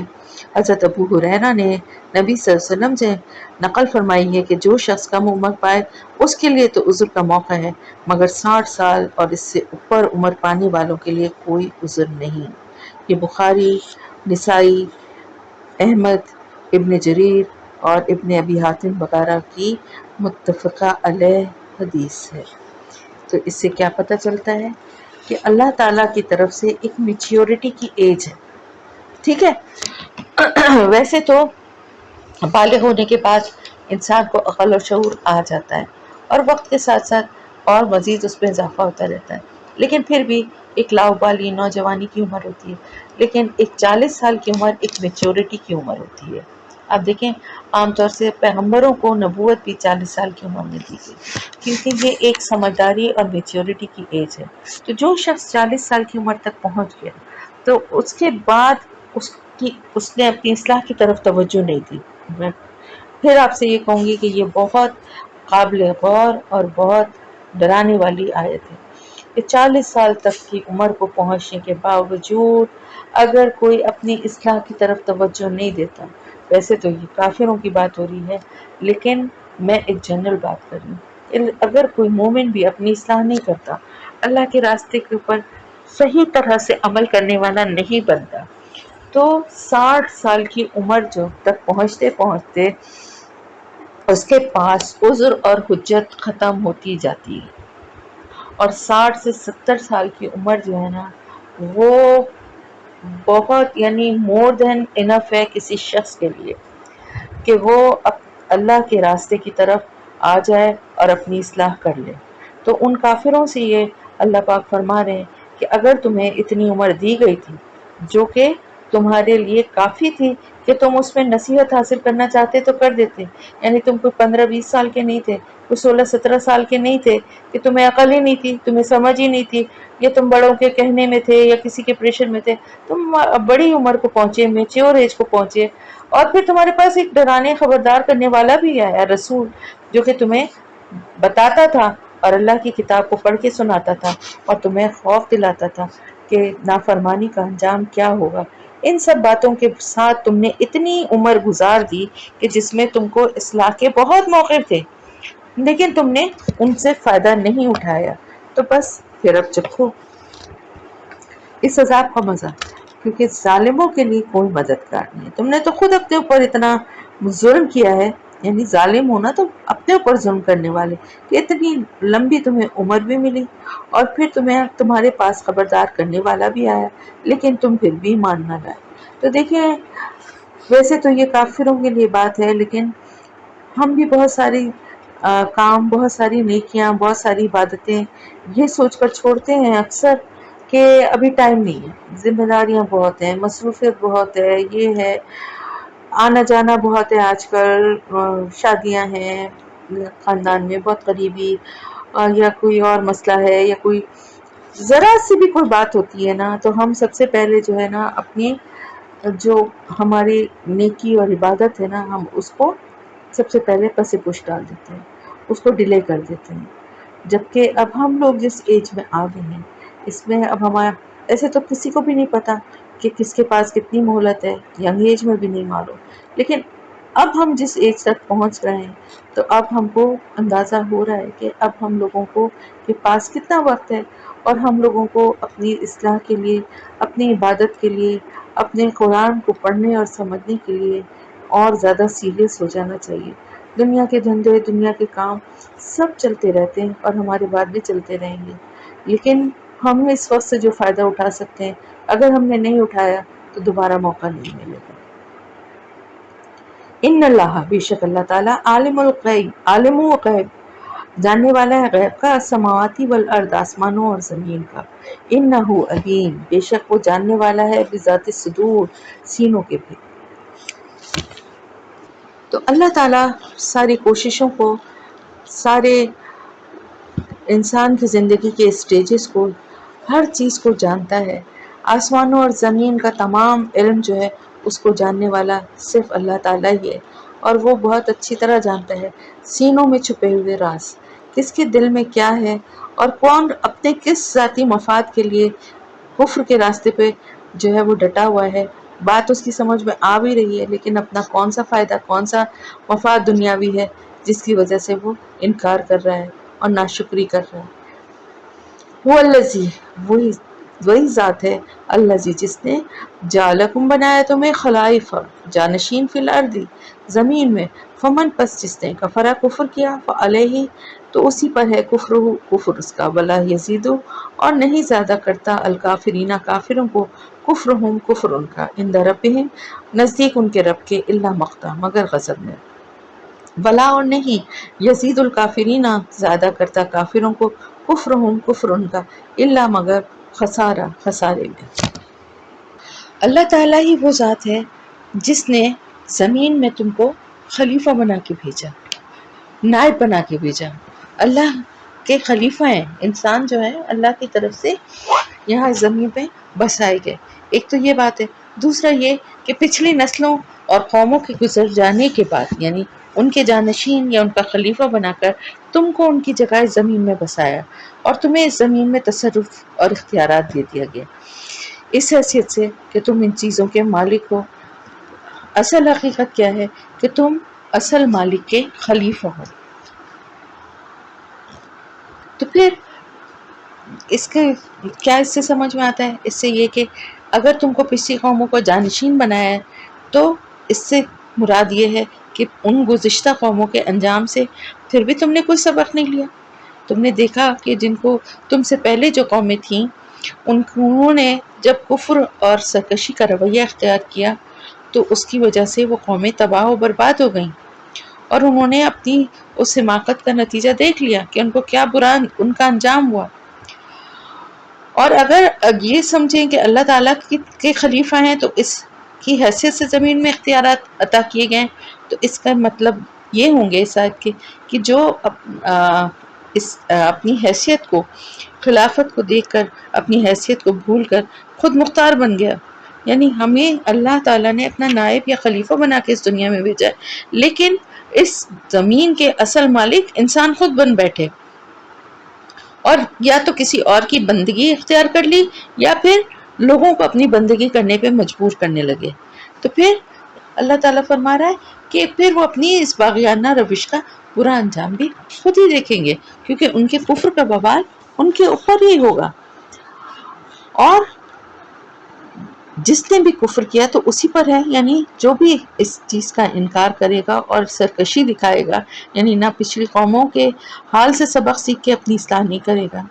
اور اسی راستے پہ اسی روش کو اختیار کرے گا، یا اللہ کا جانشین اپنے کو سمجھنے کے بجائے خود مالک و مختار بن کے بیٹھ جائے گا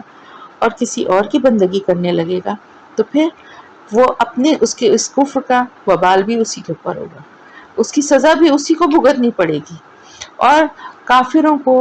یعنی یہ ساری نصیحتیں جو ہیں یہ کافروں کو کہ کفر میں اور زیادہ ان کے اضافہ کرتی ہیں، اور پھر ان کے رب کے غضب میں، یعنی ناشکری اور کفر میں اضافہ اس کے لیے اللہ کے غضب میں بھی اضافہ ہوتا جاتا ہے، یعنی جتنا جو ناشکری کرتا ہے اور جتنا انکار کرتا ہے نا، اس کے درجے جتنے بڑھتے جاتے ہیں اتنا ہی اللہ تعالیٰ کے غضب میں بھی اضافہ ہوتا جاتا ہے۔ اور بالکل اسی طرح ان کا کفر جتنا بڑھتا جاتا ہے اتنا ہی بڑا ان کو اس کا خسارہ بھی اٹھانا پڑے گا، اتنی ہی سخت سزا، اتنا ہی برا انجام ان کا ہوگا۔ تو ان کے کفر میں اضافہ جو ہے وہ ان کو ہی نقصان پہنچانے والا ہے کہ اللہ کی ناراضگی اور غضب میں اضافہ بھی کرے گا، اور ساتھ ہی ساتھ ان کو آخرت میں جو ان کی سزا ہے اس میں بھی، اس کی سختی میں بھی اضافہ ہوتا جائے گا۔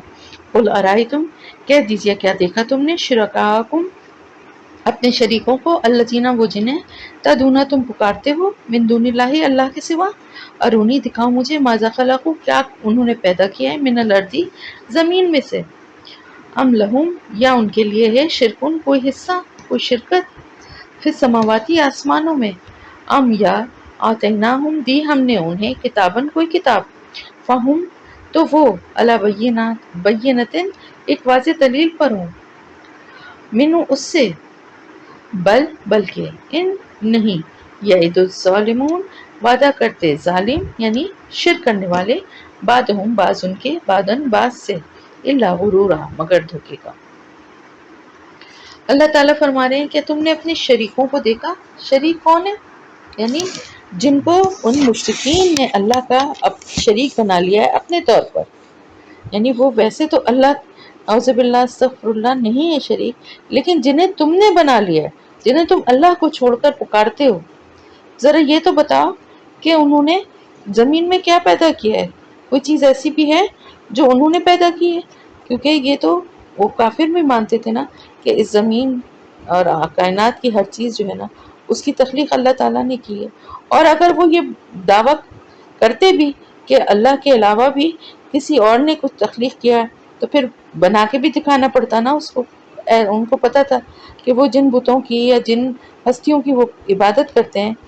وہ تو اپنا بھی بچاؤ نہیں کر سکتے، اپنے لیے بھی کچھ نہیں کر سکتے، تو وہ کائنات کی کسی چیز کو یا دنیا میں کسی چیز کی تخلیق کیا کریں گے. تو اللہ تعالیٰ نے اسی لیے ان سے یہ سوال کیا کہ بتاؤ کیا تم کوئی ایسی یا جن کو تم نے اپنے طور پہ بنا لیا ہے اللہ کا شریک، تو بتاؤ کیا کوئی ایسی چیز بھی ہے جو انہوں نے تخلیق کی ہے، کچھ انہوں نے زمین میں پیدا کی ہے، یا آسمانوں میں ان کی کوئی شرکت ہے کہ آسمان کے نظام میں کوئی ان کا حصہ ہے، یا کوئی انہوں نے بھی کوئی کام وہاں کیا ہوا ہے، یا پھر ہم نے ان کو کوئی ایسی کوئی کتاب دے دی ہے، یعنی ہماری طرف سے کوئی ایسا لیٹر یا کوئی ایسا ان کو اجازت نامہ دے دیا گیا ہے جس میں ہم نے یہ تحریر کیا ہو کہ یہ فلاں فلاں جو لوگ ہیں ان کو ہم نے یہ منصب دے دیا ہے کہ یہ بیمار کو تندرست کریں گے، یہ بے روزگاروں کو روزگار دلوائیں گے، یہ حاجت مندوں کی حاجت پوری کریں گے. اور یا ہم نے مختلف ہستیوں کو کوئی ریٹن ان کے پاس کوئی ایسی وہ تحریر ہے کہ جس میں ہم نے لکھ دیا ہے کہ ہم نے زمین کے مختلف حصوں کا مختلف لوگوں کو جو ہے وہ اختیار دے دیا ہے، اور ان علاقوں کے لوگوں کی قسمتیں بنانا اور بگاڑنا اب ان کے ہاتھ میں ہے. لہٰذا ہمارے بندوں کو اب انہی سے دعائیں مانگنی چاہیے، انہی کے حضور یا انہی کے مزاروں پہ یا انہی کے درگاہوں پہ نظر اور نیازیں چڑھانی چاہیے، اور جو نعمتیں بھی ملی ہیں ان پر انہی جھوٹے خداؤں کا شکر ادا کرنا چاہیے. ایسی کوئی سند اگر تمہارے پاس ہے تو لاؤ اسے پیش کرو، اور اگر نہیں ہے تو پھر یعنی کوئی ایک ایسی کوئی واضح کوئی دلیل یا کوئی ایسی تمہارے پاس سند موجود نہیں ہے تو پھر تم خود سوچو کہ مشرکانہ عقائد اور اعمال جو تم کر رہے ہو یہ کس وجہ سے تم نے ایجاد کیے ہیں، کیسے تمہارے ذہن میں یہ آیا. جب تم سے پوچھا جاتا ہے کہ زمین اور آسمان میں کہیں تمہارے ان اپنے بنائے ہوئے معبودوں کے اللہ کے ساتھ شریک ہونے کی کوئی علامت پائی جاتی ہے، تم اس کے جواب میں کسی علامت کی نشاندہی نہیں کر سکتے. جب تم سے یہ پوچھا جاتا ہے کہ اللہ نے اپنی کسی کتاب میں یہ فرمایا ہے یا کوئی تمہارے پاس کوئی ایسی کوئی سند یا دلیل تمہیں لکھ کے دے دی ہے کہ ان تمہارے بنائے ہوئے اپنے معبودوں کے پاس اللہ کا دیا ہوا کوئی ایسا پروانہ یا کوئی ایسی وہ سند موجود ہے جو کہ اس بات کی گواہی دے، اس بات کی شہادت دے کہ اللہ نے انہیں یہ اختیارات عطا فرمائے ہیں. کوئی بارش برسانے کا اختیار کسی کو دے دیا، اولاد دینے کا اختیار کسی کو دے دیا، جب تم وہ بھی پیش نہیں کر سکتے تو پھر آخر وہ کیا بات ہے، کیا چیز ہے جس کی وجہ سے تم یہ عقیدہ بنا کر بیٹھے ہوئے ہو. لیکن اصل بات کیا ہے؟ اصل بات ہے کہ ان میں سے بعض جو شرک کرنے والے یعنی ظالم جو ہیں ان میں سے بعض کو دھوکے میں رکھتے ہیں. یعنی یہ جو بت پرستی یا مزار پرستی ہے تو وہاں پر موجود جو ان کے پیشوا پیر ہیں یا جو کاہن ہیں یا جو پروہت ہیں جو وہاں پر بنے ہوئے بیٹھے ہیں اس بت کے جو یعنی اس کے مجاور بنے بیٹھے ہیں یا ان مزاروں پہ درگاہوں پہ بیٹھے ہیں، یہ در حقیقت لوگوں کو بیوقوف بنا رہے ہیں، دھوکے میں انہوں نے رکھا ہوا ہے. طرح طرح کے قصے گڑ گڑ کے یہ لوگوں کو سناتے ہیں جس سے لوگوں کو جھوٹی امیدیں جھوٹے آسرے دلاتے ہیں کہ اللہ کو چھوڑ کر اللہ تو بہت بڑی چیز ہے نا، یہ اللہ کے سے تمہیں ملانے والی قریب کرنے والی یہ نیک ہستیاں ہیں، ان کا دامن تھام لو تو دنیا میں بھی تمہارے سارے کام بن جائیں گے، اور آخرت میں چاہے جتنے بھی گناہ لے کر جاؤ یہ جو بت یا یہ جو بزرگ ہیں یہ تمہیں ان سے اللہ تعالیٰ سے بخشوا بھی لیں گے. یہ سب کیا ہے؟ یہ صرف ایک دھوکہ ہے جو ان کے بعض جو ہیں وہ باقی بعض یعنی دوسرے لوگوں کو یہ دھوکہ دے رہے ہیں. ان اللہ، بے شک اللہ تعالیٰ، یمسکو تھامے ہوئے ہے، السماواتی والارض آسمانوں اور زمین کو، ان تزولا کہ نہ وہ دونوں ٹل جائیں، یعنی اپنی جگہ چھوڑ نہ دیں. ولا ان اور البتہ اگر زالتا وہ دونوں ٹل جائیں، ان امسکہما نہیں ان دونوں کو تھام سکے گا، من احدن کوئی ایک، من بعدہ بعد اس کے، انہو بے شک وہ، کانا ہے، حلیمن غفورا بردبار اور بہت بخشنے والا. اللہ تعالیٰ فرما رہے ہیں کہ یہ اتنی بڑی کائنات، زمین اور آسمانوں کو قائم رکھنے میں اللہ تعالیٰ کی ذات کا کتنا بڑا ہاتھ ہے. اس کی حفاظت کی وجہ سے یہ زمین اور آسمان اپنی جگہ قائم ہیں. وہ ان کو تھامے ہوئے سے مطلب ہے کہ یہ نظام اللہ تعالیٰ ہی چلا رہا ہے اور اس کو کنٹرول کر رہا ہے. کوئی فرشتہ، کوئی جن، کوئی بت، کوئی نبی، کوئی ولی، کوئی بھی ایسا نہیں ہے کہ جو اس کائنات کے اس نظام کو، زمین اور آسمانوں کے اس نظام کو تھام سکے یا سنبھال سکے یا چلا سکے. اس آسمان جو ساتوں ہیں اور زمین، اور اس کے زمین اور آسمان کے ساتھ ساتھ کیا ہوتا ہے، اس کا مطلب ہوتا ہے اس کے درمیان بھی جو کچھ ہے، یعنی اور بھی جو ستارے سیارے جو کچھ بھی ہیں، زمین پہ بھی جو کچھ نظر آ رہا ہے، یہ سب اللہ تعالیٰ نے اس کو تھامے ہوئے ہے. اللہ تعالیٰ یا اس کو یہ سمجھ لیں حفاظت کر رہا ہے، اس سے مراد ہے کہ اس پورے نظام کو کنٹرول کیا ہوا ہے، چلا رہا ہے. کوئی بھی چیز جو ہے وہ اپنے دائرے سے یا جو اس کے یہ جو کام سپرد کیا گیا ہے اس سے ہٹ کے نہیں کر رہا. اور اس کائنات کے نظام کو اس طرح سے اگر اللہ تعالیٰ نہ سنبھالے، یعنی اللہ اپنے اس کو اگر نہ پکڑے تو یہ اپنی جگہ چھوڑ دیں گے. اور اگر یہ دونوں اپنی اپنی جگہ چھوڑ دیں گے تو پھر کوئی ایک بھی نہیں ہے ایسا اس کے بعد جو کہ اس کو سنبھال سکے. یعنی اللہ کے علاوہ کوئی بھی ایسا نہیں ہے جو اس کائنات کو سنبھالنا تو درکنار اپنے وجود کو بھی سنبھالنے پر قادر نہیں ہے. ہر ایک اپنی پیدائش اور اپنی موت اور اپنی بقا کے لیے ہر لمحے اللہ کا محتاج ہے. تو ان محتاجوں سے یہ توقع رکھنا، ان کے متعلق یہ سمجھنا کہ اللہ کی صفات یا اختیارات میں سے ان کا کوئی حصہ ہے، یہ تو سوائے حماقت اور سوائے دھوکے کے اور کچھ ہو ہی نہیں سکتا. تو اگر اللہ تعالیٰ اس کائنات کو، یعنی زمین و آسمانوں کو اگر اللہ تعالیٰ کسی بھی طرح سے اس کا کنٹرول چھوڑ دے، یعنی اگر زمین کی رفتار کم یا زیادہ ہو جائے یا آسمان اپنی جگہ پر نہ رہے، تو ایک لمحے کے لیے بھی اگر ایسا ہو کہ یہ آسمان اپنے مقام سے ہٹ جائے یا آگے پیچھے ہو جائے یا زمین تیزی سے اپنے مدار پہ گھومنے لگے تو کیا ہوگا؟ پورا نظام درہم برہم ہو جائے گا نا اس کائنات کا. جو کہ جس طرح سے اللہ تعالیٰ نے اس وقت جو چل رہا ہے، جس طرح سے آسمانوں کو قائم رکھا ہے، زمین اپنے مدار پہ گھوم رہی ہے، سورج چاند سب ایک اللہ کے بنائے ہوئے نظام کے تحت کام کر رہے ہیں نا. تو اگر اس میں ذرا سا بھی اللہ پاک کوئی چیز میں، کسی چیز میں کمی بیشی کر دے تو کیا کوئی اور ہے جو اس کو سنبھال سکے؟ اس کے بعد اللہ کے بعد کوئی ہے ایسا؟ تو بے شک وہ بہت بردبار اور بہت بخشنے والا ہے. بردبار اس لیے ہے کہ وہ سزا دینے میں جلدی نہیں کرتا، حلیم ہے، وہ لوگوں کو مہلت دیتا ہے. اور غفور ہے جو بڑے بڑے گناہوں پر بھی معافی مانگنے پر بخش دیتا ہے، بار بار بخش دیتا ہے اور بڑے بڑے گناہوں پر بھی معاف کر دیتا ہے. وہ اقسموں اور انہوں نے قسمیں کھائیں، کس نے؟ مشرکین نے، باللہ اللہ کی، جہد ایمانہم پکی قسمیں اپنی، لئن البتہ اگر جاءہم آیا ان کے پاس، نذیرن کوئی ڈرانے والا، لیکونن البتہ وہ ضرور ہوں گے، اہدیٰ زیادہ ہدایت یافتہ، من اہدا کسی ایک سے، الاممی امتوں میں، یعنی بڑھ کر کسی بھی باقی جو امتیں ہیں ان سے بڑھ کر ہوں گے. فلما پھر جب جاءہم آ گیا ان کے پاس، نذیر ان کوئی ڈرانے والا، ما زادہم نہ اس نے زیادہ کیا ان کو، الا نفورا مگر نفرت میں. کیا کہتے تھے یہ کس کی بات ہو رہی ہے؟ یعنی یہ بات آپ صلی اللہ علیہ وسلم کی بعثت سے پہلے ہے۔ عرب کے لوگ اور قریش کے لوگ خاص طور سے یہود و نصارہ کی بگڑی ہوئی اخلاقی حالت دیکھ کے، یعنی وہ اہل کتاب ہونے کے باوجود جس طرح کی یعنی گمراہی میں وہ پڑ گئے تھے، اور جو انہوں نے اپنی کتابوں میں تحریف کر دی تھی، اور اس کو دیکھتے ہوئے وہ کہا کرتے تھے کہ اگر ہمارے پاس کوئی آتا، کوئی پیغمبر آتا، کوئی ڈرانے والا، یعنی کوئی ہمارے پاس کوئی پیغمبر آتا تو ہم فوراً ایمان لے آتے، اور ان سے بڑھ کر ہم یہ دیکھتے کہ ہم کتنا اس کا کس طرح سے اس پر ایمان لاتے، اور کس طرح سے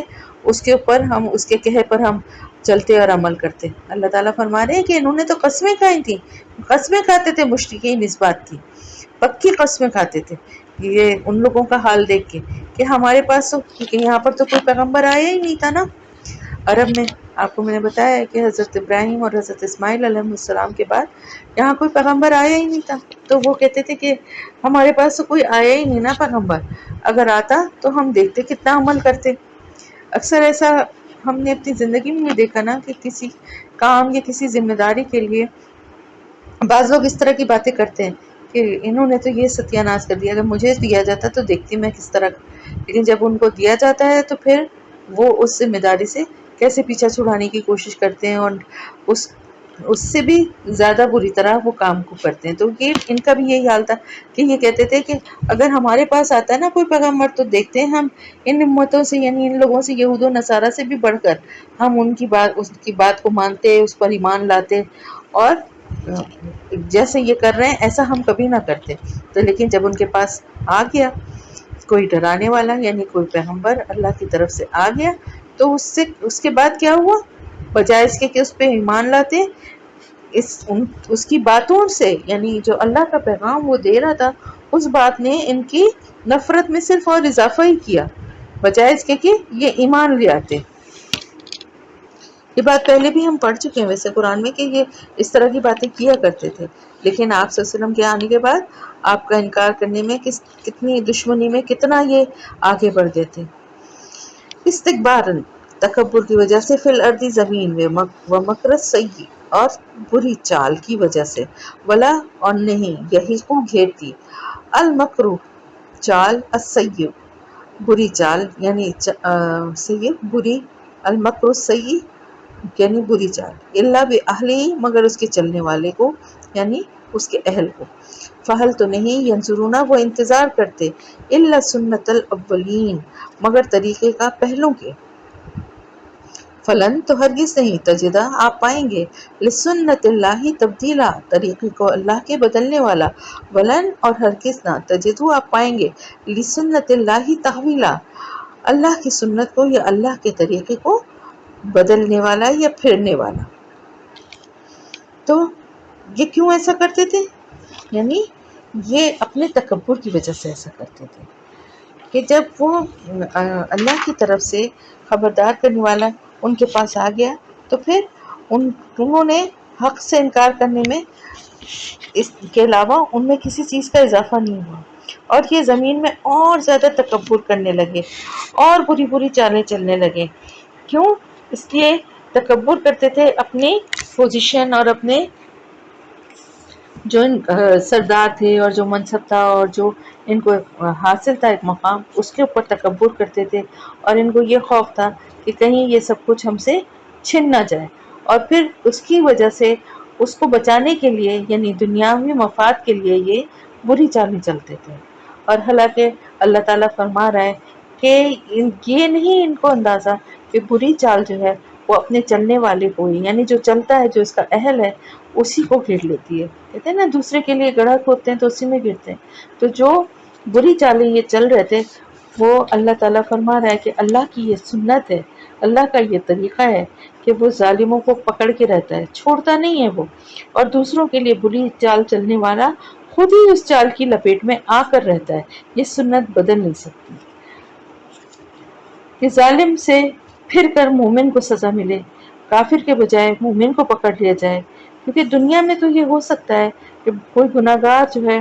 وہ اپنا الزام یا اپنا گناہ کسی چال کے ذریعے، کسی ایسے طریقے سے لوگوں کو دھوکہ دے کے، کسی بے گناہ یا مظلوم کو سزا دلواتے تھے۔ لیکن یہاں پر معاملہ کیونکہ اللہ اور اس کے رسول کا ہے، تو یہاں پر جو ایسی بری چالیں چلنے والے، دھوکے بازی کرنے والے، ہر طرح کا جو برا چاہنے والے لوگ ہیں، آخر کار یہ بری چالیں ان کے اوپر ہی آنے والی ہیں، اور پھر وہ انتظار کریں اللہ کے جو طریقے ہیں جو پہلوں کے ساتھ ہوئے تھے۔ یعنی اس بات کے ثبوت کے لیے دیکھیں نا، پہلے جو اس سے پہلے جو جن لوگوں نے بھی ایسی کوششیں کی تھی، ان کا بھی یہی انجام ہوا تھا۔ تو نہیں وہ انتظار کرتے مگر طریقے کا پہلوں کی، تو ہرگز نہیں آپ پائیں گے اللہ کے طریقے کو بدلنے والا اور نہ پھرنے والا، یعنی بدل بھی نہیں سکتا۔ جو پہلے لوگوں کے ساتھ ہوا تھا نا، یہ انتظار کریں ان طریقوں کا جو کہ پہلے لوگوں کے ساتھ ہوا تھا، اور پھر اللہ کی سنت جو ہے، یا اللہ کا طریقہ جو ہے، نہ تو وہ بدلتا ہے اور نہ وہ پھرتا ہے، یعنی وہ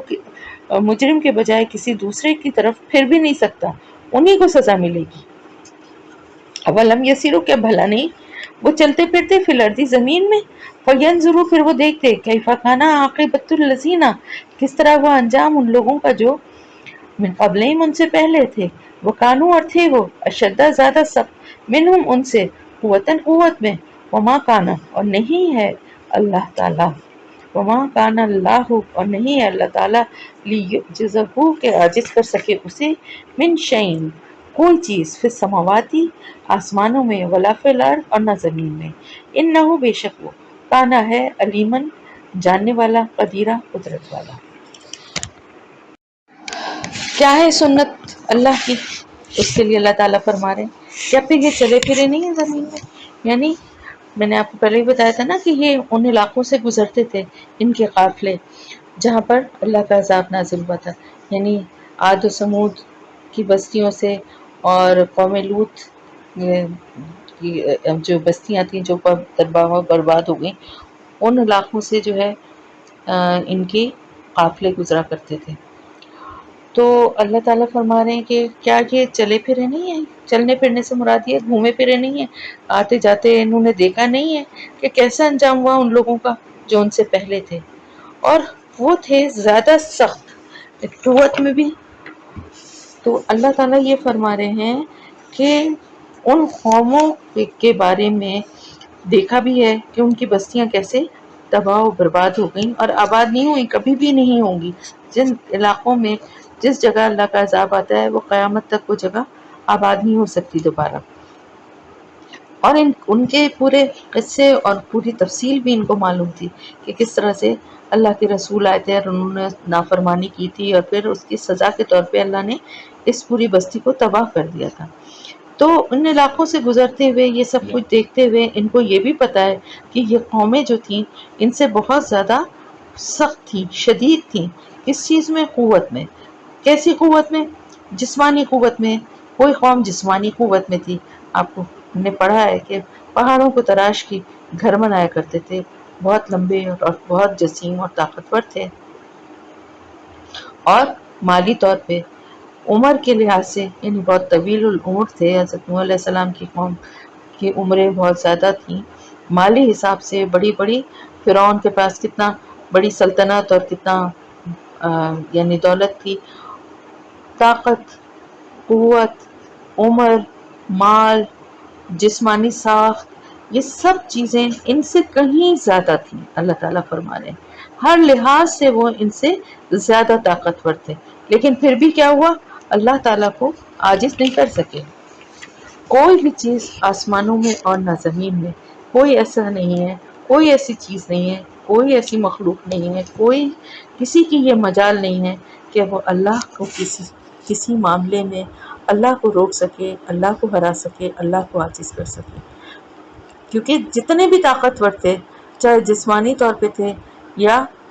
مالی طور پہ تھے یا عقلی طور پہ تھے، بہرحال اللہ کی تخلیق کردہ مخلوق تھے نا، تو خالق کا مخلوق سے کیا مقابلہ؟ وہ جتنی بھی طاقتور مخلوق تھی، اس کی تخلیق تو اللہ تعالیٰ نے ہی کی تھی نا۔ تو اللہ جب چاہے وہ چٹکی میں سب کو مسل سکتا ہے، اس پوری کائنات کو جو ہے وہ ختم کر سکتا ہے، لیکن اللہ کے پاس، اللہ جو کچھ کرنا چاہے اس میں کوئی اللہ کو روکنے یا اللہ کی راہ میں کوئی آنے یا رکاوٹ ڈالنے یا اللہ کو کسی بھی طرح سے کسی کام کو کرنے یا نہ کرنے کے لیے کوئی نہیں کہہ سکتا۔ آسمانوں اور زمین میں کسی کے پاس بھی ایسی طاقت نہیں ہے، بے شک وہ علم والا بھی ہے اور قدرت والا ہے۔ یعنی اللہ کی طاقت، قوت اور قدرت اتنی زیادہ ہے کہ آسمانوں اور زمین میں کوئی ایسی مخلوق نہیں ہے جس کا مقابلہ کر سکے۔ وجہ اس کی یہی ہے کہ اللہ تعالیٰ خالق ہے، اور جس نے بنایا ہے، کوئی کچھ بھی بنایا ہے تو وہ اس کی تخلیق جو ہے اس میں وہ کوالٹیز کہاں سے آ سکتی ہیں، اس کا ذرہ بھی نہیں آ سکتا۔ ولو، اور اگر یواخذ اللہ، پکڑ لیتا اللہ تعالیٰ الناسا لوگوں کو، بما بوجہ اس کے جو کسبوا انہوں نے کمائی کی، ما ترکا نہ وہ چھوڑتا، اللہ ظہرہا اس کی پشت پر، کس کی؟ اس زمین کی پشت پر، من دابتن کوئی جاندار، ولیکن اور لیکن، یؤخرہم وہ مہلت دیتا ہے انہیں، الی اجل ایک وقت تک، مسمن مقرر، فیضا پھر جب جا آ جائے گا، اجلہم وقت ان کا، فإن اللہ تو بے شک اللہ تعالیٰ، کانا ہے بعبادہ اپنے بندوں کے ساتھ، بصیرہ دیکھنے والا۔ تو اگر اللہ تعالیٰ ایسے ہی پکڑنے والا ہوتا یا لوگوں کی غلطیوں پہ فوری طور پہ پکڑ لیتا، اس کی پکڑ اگر اتنی ہی سخت ہوتی تو جو کچھ دنیا میں لوگ کر رہے ہیں، ان کے جو کچھ بھی نافرمانیاں، جو کچھ بھی گناہ ہیں، اللہ تعالیٰ کی یہ بہت بڑی حلیم اور اللہ کے غفور ہونے کی بہت بڑی نشانی ہے کہ لوگوں کی نافرمانی، لوگوں کی ناشکری، لوگوں کے کفر کے باوجود اللہ پاک ان کو مہلت دیتا رہتا ہے۔ جو کچھ لوگ کر رہے ہیں، جو کچھ انہوں نے کمائی کی ہے، اگر ان کے گناہوں پہ اللہ لوگوں کو پکڑنے لگے تو پھر اس زمین کی پشت پر، اس روئے زمین پر کوئی جاندار باقی نہیں رہے۔ کوئی ایسا نہیں ہے جس نے کوئی گناہ نہ کیا ہو یا گناہ نہ کرتا ہو۔ اگر ہر ایک کو پکڑنے لگے اللہ اس کے گناہ کی وجہ سے فوری طور پہ، تو فوری طور پہ پکڑنے کی وجہ سے اس زمین پہ تو کوئی جاندار باقی ہی نہیں بچے گا۔ صرف انسان نہیں بلکہ کوئی بھی جاندار، اس میں جانور اور تمام ہر طرح کے جانور جاندار آ گئے ہیں نا، دابا، کیونکہ جانور بھی آپس میں لڑتے بھی ہیں، جھگڑتے بھی ہیں، تو پھر سب کو سزائیں دینے لگے اگر اللہ، صرف اللہ کا کام یہی ہو کہ وہ فوری طور پہ کسی کی غلطی یا کسی کی کا گناہ دیکھے اور اس کو فوراً سزا دے دے، تو پھر تو کوئی باقی ہی نہ بچے، کیونکہ مستقل لوگ گناہ کرتے ہیں، نافرمانیاں کرتے ہیں۔ پھر ان میں سے جو مومنین ہیں، جن کو احساس ہوتا ہے، وہ اللہ سے توبہ بھی کر لیتے ہیں، اسی لیے اللہ تعالیٰ مہلت دیتا ہے۔ اور پھر اس کی مہلت سب کے لیے ہے، کب تک کے لیے؟ ایک مقررہ وقت تک کے لیے، اور وہ مقررہ وقت ہر انسان کی زندگی میں اس کی موت کا وقت ہوتا ہے، پہلے تو سب سے پہلے جو کہ اس کی مہلت کا وقت ہوتا ہے، اس وقت تک اللہ ڈھیل دیتا ہے، مہلت دیتا ہے کہ انسان پلٹ آئے، اپنی اصلاح کر لے، اور پھر جو دوسری مہلت ہے، یعنی جس دن پیش ہونا ہوگا، وہ مہلت ختم ہو جائے گی قیامت کے دن کے لیے۔ پھر جب آ جائے گا وقت ان کا، تو بے شک اللہ تعالیٰ اپنے بندوں کو بہت اچھے سے دیکھنے والا ہے، یعنی ان کے تمام اعمال ظاہری اور باطنی سب پہ اللہ کی نظر ہے۔ صرف ظاہری نہیں دیکھ رہا بلکہ بصیر ہے، ان کے دلوں میں چھپے ہوئے جو بھید ہیں، ان کے جو پوشیدہ جو ان کے کام ہیں، جو ان کی نیت ہے، جو ان کی سوچ ہے، جو ان کے خیال ہے، وہ سب کو بھی جاننے والا ہے، اپنے بندوں کے ساتھ، اپنے بندوں کے بارے میں جانتا ہے۔ تو جب ان کا وہ وقت آ جائے گا تو پھر اس وقت اللہ تعالیٰ بتائے گا کہ جو کچھ بھی بندوں نے اس دنیا میں کیا ہے، یعنی دنیا میں فوری طور پہ سزا نہیں دیتا بلکہ وہ سب ریکارڈ اس کے پاس ہے، اور پھر جب وہ مہلت اور مدت پوری ہو جائے گی اور بندے اللہ کے سامنے حاضر ہوں گے، تو پھر اس وقت ان کو اللہ تعالیٰ جو ہے بتائے گا جو کچھ بھی ان بندوں کے بارے میں کے دل میں یا ان کے اعمال میں جو کچھ بھی ہے۔ تو یہاں پر الحمدللہ آپ کی تفسیر اور سورہ فاتر دونوں مکمل ہو۔